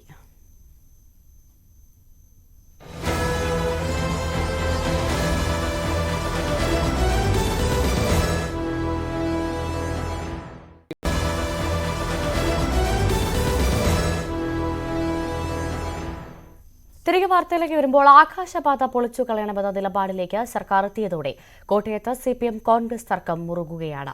ഇടത് സർക്കാർ അധികാരം ഏറ്റതു മുതൽ പദ്ധതി അട്ടിമറിക്കപ്പെട്ടതായി കോൺഗ്രസ് ആരോപിക്കുന്നു. അതേസമയം തിരുവഞ്ചൂരിന്റെ പരാജയം മറച്ചുവെക്കാനുള്ള ശ്രമമാണ് നടക്കുന്നതെന്ന് CPM മറുപടി നൽകുന്നു. ആകാശപാതയ്ക്കെതിരെ മന്ത്രി ഗണേഷ് കുമാർ രംഗത്ത് വന്നതിന് പിന്നാലെയാണ് കോട്ടയത്തെ രാഷ്ട്രീയത്തിൽ ഇത് ചൂടുപിടിച്ച ചർച്ചയായി മാറിയിരിക്കുന്നത്. നിയമസഭയിലെ ഈ ഒരു നിലപാടിന് തൊട്ടു പിന്നാലെ കോട്ടയത്ത് വാർത്താ സമ്മേളനം നടത്തിയാണ് CPM തിരുവഞ്ചൂരിനെതിരെ രംഗത്ത് വന്നത്. തിരുവഞ്ചൂർ നടത്തുന്ന പദ്ധതികൾക്ക് പിന്നിലെല്ലാം അഴിമതിയുണ്ട് എന്ന് ആരോപിക്കുന്നു. പ്രത്യേകിച്ച് ഈ ഒരു പാതയുടെ നിർമ്മാണം അശാസ്ത്രീയമാണ്, ഇത് നടക്കില്ല എന്ന് ഉറപ്പു വന്നതോടെ അതിൻ്റെ പഴി CPMന് മുകളിൽ കെട്ടിവെക്കാനാണ് ശ്രമമെന്ന് CPMന്റെ ജില്ലാ ഘടകം ആരോപിച്ചു. ഇതിൽ എന്താ പറയുക, ഇത് ഫലത്തിൽ സർക്കാരിൻ്റെ നിലപാടിനൊപ്പം ചേർന്നുകൊണ്ട് CPMും തിരുവഞ്ചൂരിനെതിരെ കോട്ടയത്തും രംഗത്ത് വരികയാണ്. താൻ കുഴിച്ച കുഴിയിൽ ചെന്ന് സ്വയം അകപ്പെട്ട് രക്ഷപ്പെടാൻ വേണ്ടിയുള്ള ഒരു വെപ്രാളം എന്നതിനപ്പുറത്ത് വേറെ ഒന്നുമില്ല. കോട്ടയം പോലെ ഒരു ചെറിയ പട്ടണം, ആ പട്ടണത്തിൽ ഇതുപോലൊരു ആകാശപാത കിട്ടി എല്ലാവരും ഇതേ കൂടെ കയറി ലിഫ്റ്റേലോ എന്താ മറ്റേ ലിഫ്റ്റും ഉണ്ട് പടിയുമുണ്ട്, അത് അങ്ങനെ കയറി അപ്പുറത്തിറങ്ങേണ്ട എന്തെങ്കിലും ഒരു സാഹചര്യം ഉണ്ടോ? നമ്മളെല്ലാം ഈ പട്ടണത്തിൽ ജീവിക്കുന്നവരല്ലേ. അതാണ് അതിൻ്റെ ഏറ്റവും വലിയ അപ്രായോഗികതയും അശാസ്ത്രീയതയും എന്ന് പറയുന്നത്. ഒരു കാര്യമുള്ളതല്ല. എന്തായാലും തിരുവഞ്ചൂരിനെ സംരക്ഷിക്കാൻ DCC അടക്കം DCCയുടെ മുതിർന്ന നേതാക്കളെല്ലാം ഒരുമിച്ചെത്തിയാണ് വാർത്താ സമ്മേളനം നടത്തി മറുപടി നൽകിയത്. ഫലത്തിൽ ഇത് നാറ്റ്പാക്കിൻ്റെ പഠനപ്രകാരമാണ് ഇങ്ങനെ ഒരു പദ്ധതി നടപ്പാക്കുന്നത്. സർക്കാരിൻ്റെ പൂർണ്ണമായ പഠനം പൂർത്തിയാക്കിയ ശേഷമാണ് ഇങ്ങനെ ഒരു പദ്ധതിയിലേക്ക് കാര്യങ്ങൾ എത്തിയത്. അത് ഇടത് സർക്കാർ അധികാരത്തിൽ വന്നതുകൊണ്ട് മാത്രമാണ് അത് നടക്കാതെ പോയത്. CPM വികസന വിരോധികളാണ് എന്നതടക്കമുള്ള കാര്യങ്ങൾ ചൂണ്ടിക്കാട്ടിയാണ് നാട്ടകം സുരേഷ് DCC അധ്യക്ഷൻ ഉൾപ്പെടെ ആരോപണം ഉന്നയിച്ചത്. ആകാശപാതയുടെ പ്രവർത്തനങ്ങളെ തടസ്സപ്പെടുത്തിക്കൊണ്ട് സർക്കാരും ഗവൺമെന്റും മുന്നോട്ട് പോകുമ്പോൾ, സർക്കാരും CPMും മുന്നോട്ട് പോകുമ്പോൾ ജനങ്ങളെ തെറ്റിദ്ധരിപ്പിക്കുന്ന തരത്തിൽ CPM നേതാക്കന്മാര് ഇന്നലെ പത്രസമ്മേളനം നടത്തി വസ്തുതാവിരുദ്ധമായ ചില കാര്യങ്ങൾ പറയുകയുണ്ടായി. യാഥാർത്ഥ്യവുമായി പുലബന്ധം പോലുമില്ലാത്ത കാര്യങ്ങളാണ് അവര് ജനങ്ങളെ തെറ്റിദ്ധരിപ്പിക്കുന്ന തരത്തിൽ ഇവിടെ പറഞ്ഞിട്ടുള്ളത്. അപ്പൊ കോട്ടയത്തെ ആകാശപാത കണ്ട് കൊല്ലത്തും തൃശ്ശൂരും ആരംഭിച്ചു അതിന്റെ നിർമ്മാണ പ്രവർത്തനങ്ങളുടെ അവസാന ഘട്ടത്തിൽ. പക്ഷെ കോട്ടയത്തെ ആകാശപാത പാതി വഴിയിൽ ഈ സർക്കാർ അധികാരത്തിൽ വന്നതിന് ശേഷം ആകാശപാതയുടെ നിർമ്മാണത്തിന് തടസ്സം നിൽക്കുകയാണ്. അനുവദിച്ചിരിക്കുന്ന ഫണ്ട് ഫ്രീസ് ചെയ്തിരിക്കുക. എന്തായാലും ഒരു നിയമസഭാ തെരഞ്ഞെടുപ്പ് വരാനിരിക്കെ കോട്ടയത്തെ രാഷ്ട്രീയത്തിൽ ചൂടേറിയ ചർച്ചയായി മാറിയിരിക്കുകയാണ് ഈ ഒരു വിഷയം. അഴിമതി പദ്ധതികളാണ് തിരുവഞ്ചൂർ നടപ്പാക്കുന്നതെന്ന് പറയുമ്പോൾ തൊട്ടിപ്പുറത്ത് K അനിൽകുമാറിനെതിരെ കോൺഗ്രസും ആരോപണം ഉന്നയിക്കുന്നുണ്ട്. മീനച്ചിലാർ മീനന്തലയാർ നദീ സംയോജന പദ്ധതി അതിന് പിന്നിൽ വലിയ അഴിമതിയാണ് എന്ന് കോൺഗ്രസും ആരോപിക്കുന്നു. എന്തായാലും ഈ പദ്ധതി ആകാശപാത വലിയ വിവാദമായി കോട്ടയത്ത് വീണ്ടും ഉയർന്നു വരികയാണ്. മാത്രവുമല്ല ഈ വിഷയത്തിൽ വരും ദിവസങ്ങളിൽ ശക്തമായ സമര പരിപാടികളുമായി മുന്നോട്ട് പോകുമെന്നും DCC വൃത്തങ്ങൾ പറഞ്ഞു. എന്തായാലും വലിയ തർക്കത്തിലേക്ക് തന്നെ കോട്ടയത്തെ ഈ വിഷയം മാറിയിരിക്കുകയാണ്. തൃശൂർ ആളൂരിലെ കളിമൺ പാത്ര നിർമ്മാണ മേഖല പ്രതിസന്ധിയിൽ. കളിമണ്ണിലെ വിലവർദ്ധനവും ലഭ്യതക്കുറവും യന്ത്രവൽക്കരണം ഉൾപ്പെടെയുള്ള കാര്യങ്ങളിൽ സഹായം ലഭിക്കാത്തതുമാണ് തൊഴിലാളികളെ വലയ്ക്കുന്നത്. കുടിൽ വ്യവസായം എന്ന നിലയിൽ കളിമൺ പാത്ര നിർമ്മാണം സജീവമായിരുന്നു പണ്ടുകാലത്ത്. എന്നാൽ ഇന്ന് ആ കാഴ്ച മാറി. ഇതുപോലെ ചുരുക്കം ചിലയിടങ്ങളിൽ മാത്രമായി ഒതുങ്ങി. ലഭ്യതക്കുറവ് കാരണം മറ്റിടങ്ങളിൽ നിന്ന് അമിതവില നൽകിയാണ് കളിമണ്ണ് എത്തിക്കുന്നത്. മണ്ണെത്തിക്കുന്നതിനാകട്ടെ പലതരം തടസ്സങ്ങളും. കളിമണ്ണിൻ്റെ ലഭ്യത എന്ന് പറഞ്ഞാൽ കൂടുതൽ പൈസ കൊടുത്തിട്ട് വേറെ സംസ്ഥാനത്ത് നിന്ന് കളിമണ്ണ് ഇറക്കാനുള്ള ഇതാണ് വരുന്നത് ഞങ്ങൾക്ക്. അപ്പോൾ അതെന്ന് പറഞ്ഞാൽ പൈസ എല്ലാവർക്കും ഒരുപോലെ പൈസ ഉണ്ടാവില്ല. അപ്പോൾ ആ പൈസ എന്ന് പറഞ്ഞാൽ നമുക്ക് ഇവിടെ കിട്ടാമെങ്കിൽ നമുക്കത് ലാഭമാണ്. ജാറുകൾ, പാത്രങ്ങൾ, റിങ്ങുകൾ, കരകൗശല വസ്തുക്കൾ വരെ ഇവർ നിർമ്മിക്കുന്നുണ്ട്. മണ്ണെടുപ്പിന് നിയന്ത്രണം വന്നതോടെയാണ് പ്രതിസന്ധി തുടങ്ങിയത്. മണ്ണിന്റെ ലഭ്യതക്കുറവ് കാരണം ഈ വ്യവസായം തന്നെ നിലയ്ക്കുമെന്ന ആശങ്കയിലാണിവർ. കളിമണ്ണ് കിട്ടാത്തതാണ് ഭയങ്കര ഇതായിട്ട് വരുന്നത്, കളിമണ്ണിൻ്റെ ക്ഷാമം. പിന്നെ ഞങ്ങൾ ചെയ്യണ കലങ്ങളും പാത്രങ്ങളും ഭയങ്കര ചെലവാണ് കൂടുതൽ വരുന്നത്. പക്ഷേ അതിനനുസരിച്ച് കളിമണ്ണിൻ്റെ ലഭ്യതയാണ് ഞങ്ങൾക്ക് കുറവ് വരുന്നത്. മേഖലയിൽ യന്ത്രവൽക്കരണം വന്നെങ്കിലും അതിന്റെ മെച്ചവും പരമ്പരാഗത നിർമ്മാതാക്കൾക്കു ലഭിച്ചില്ല. സർക്കാരിൽ നിന്നോ മറ്റ് ഏജൻസികളിൽ നിന്നോ സാമ്പത്തിക സഹായമോ വിപണനത്തിന് പ്രോത്സാഹനമോ കിട്ടാറില്ല. പാത്രം നിർമ്മിക്കുന്നവർ സ്വന്തം നിലയിൽ വിപണി കണ്ടെത്തേണ്ട സ്ഥിതിയാണ്. മണ്ണ് കിട്ടാനില്ല, എടുക്കാൻ സമ്മതിക്കില്ല, പോലീസുകാരെ പാസ് വേണം, കള്ളാസള് വേണം, അങ്ങനെയൊക്കെ വേണം മണ്ണ് എടുക്കണം വെച്ചാൽ. നല്ല ബുദ്ധിമുട്ടുണ്ട്. പിന്നെ വൈക്കോല് വേണം, ചകിരി വേണം, വിറക് വേണം, ചളി വേണം. 3 ദിവസം പിടിക്കും ചൂട് എടുക്കണം വെച്ചാൽ. ഇത് 3 പണി വരും ഈ ഒരു ചട്ടിക്ക്. ചക്കരയുടെ പണിയണം, കൊട്ടണം, ഉണക്കണം, മിനിപ്പിക്കുകയും വേണം. ചെറിയ കല്ലെടുത്തിട്ട്. സർക്കാരിന്റെ ഭാഗത്തു നിന്ന് അടിയന്തര പ്രാധാന്യത്തോടെയുള്ള ഇടപെടലാണ് കളിമൺ പാത്ര നിർമ്മാണ മേഖലയിൽ പ്രവർത്തിക്കുന്നവർ പ്രതീക്ഷിക്കുന്നത്. ന്യൂസ് 18 തൃശൂർ. ഒരിടവേള കൂടി.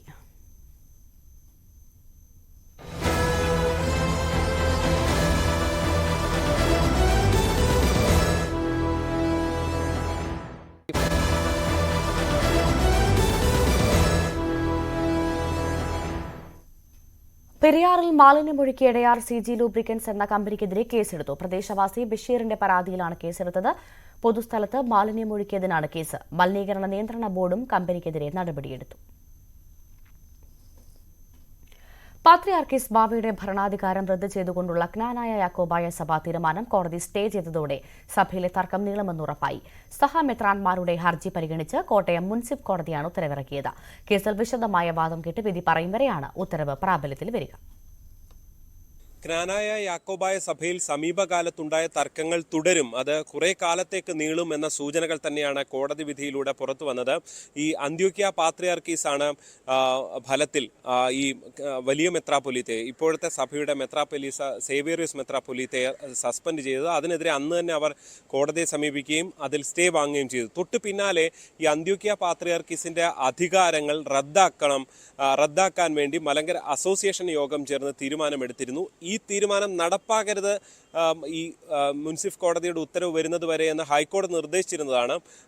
അതിൽ പിന്നിൽ ഇവിടെ കോട്ടയം കോടതിയിൽ വാദം തുടരുന്നു.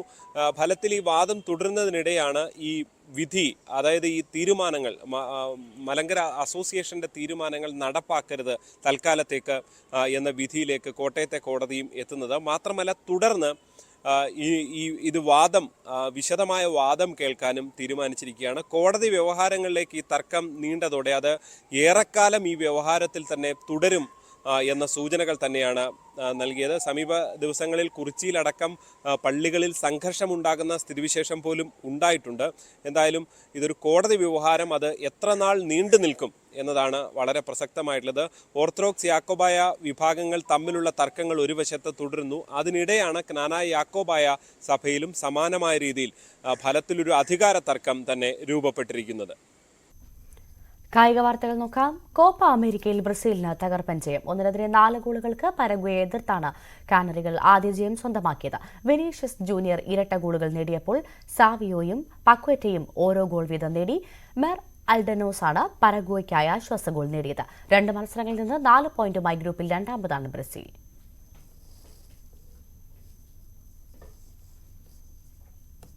വാർത്താരംഭം പൂർണ്ണമാകുന്നു. ഇടവേളയ്ക്ക് ശേഷം ന്യൂസ് ടെൻസിൽ KP അഭിലാഷത്തും. നമസ്കാരം.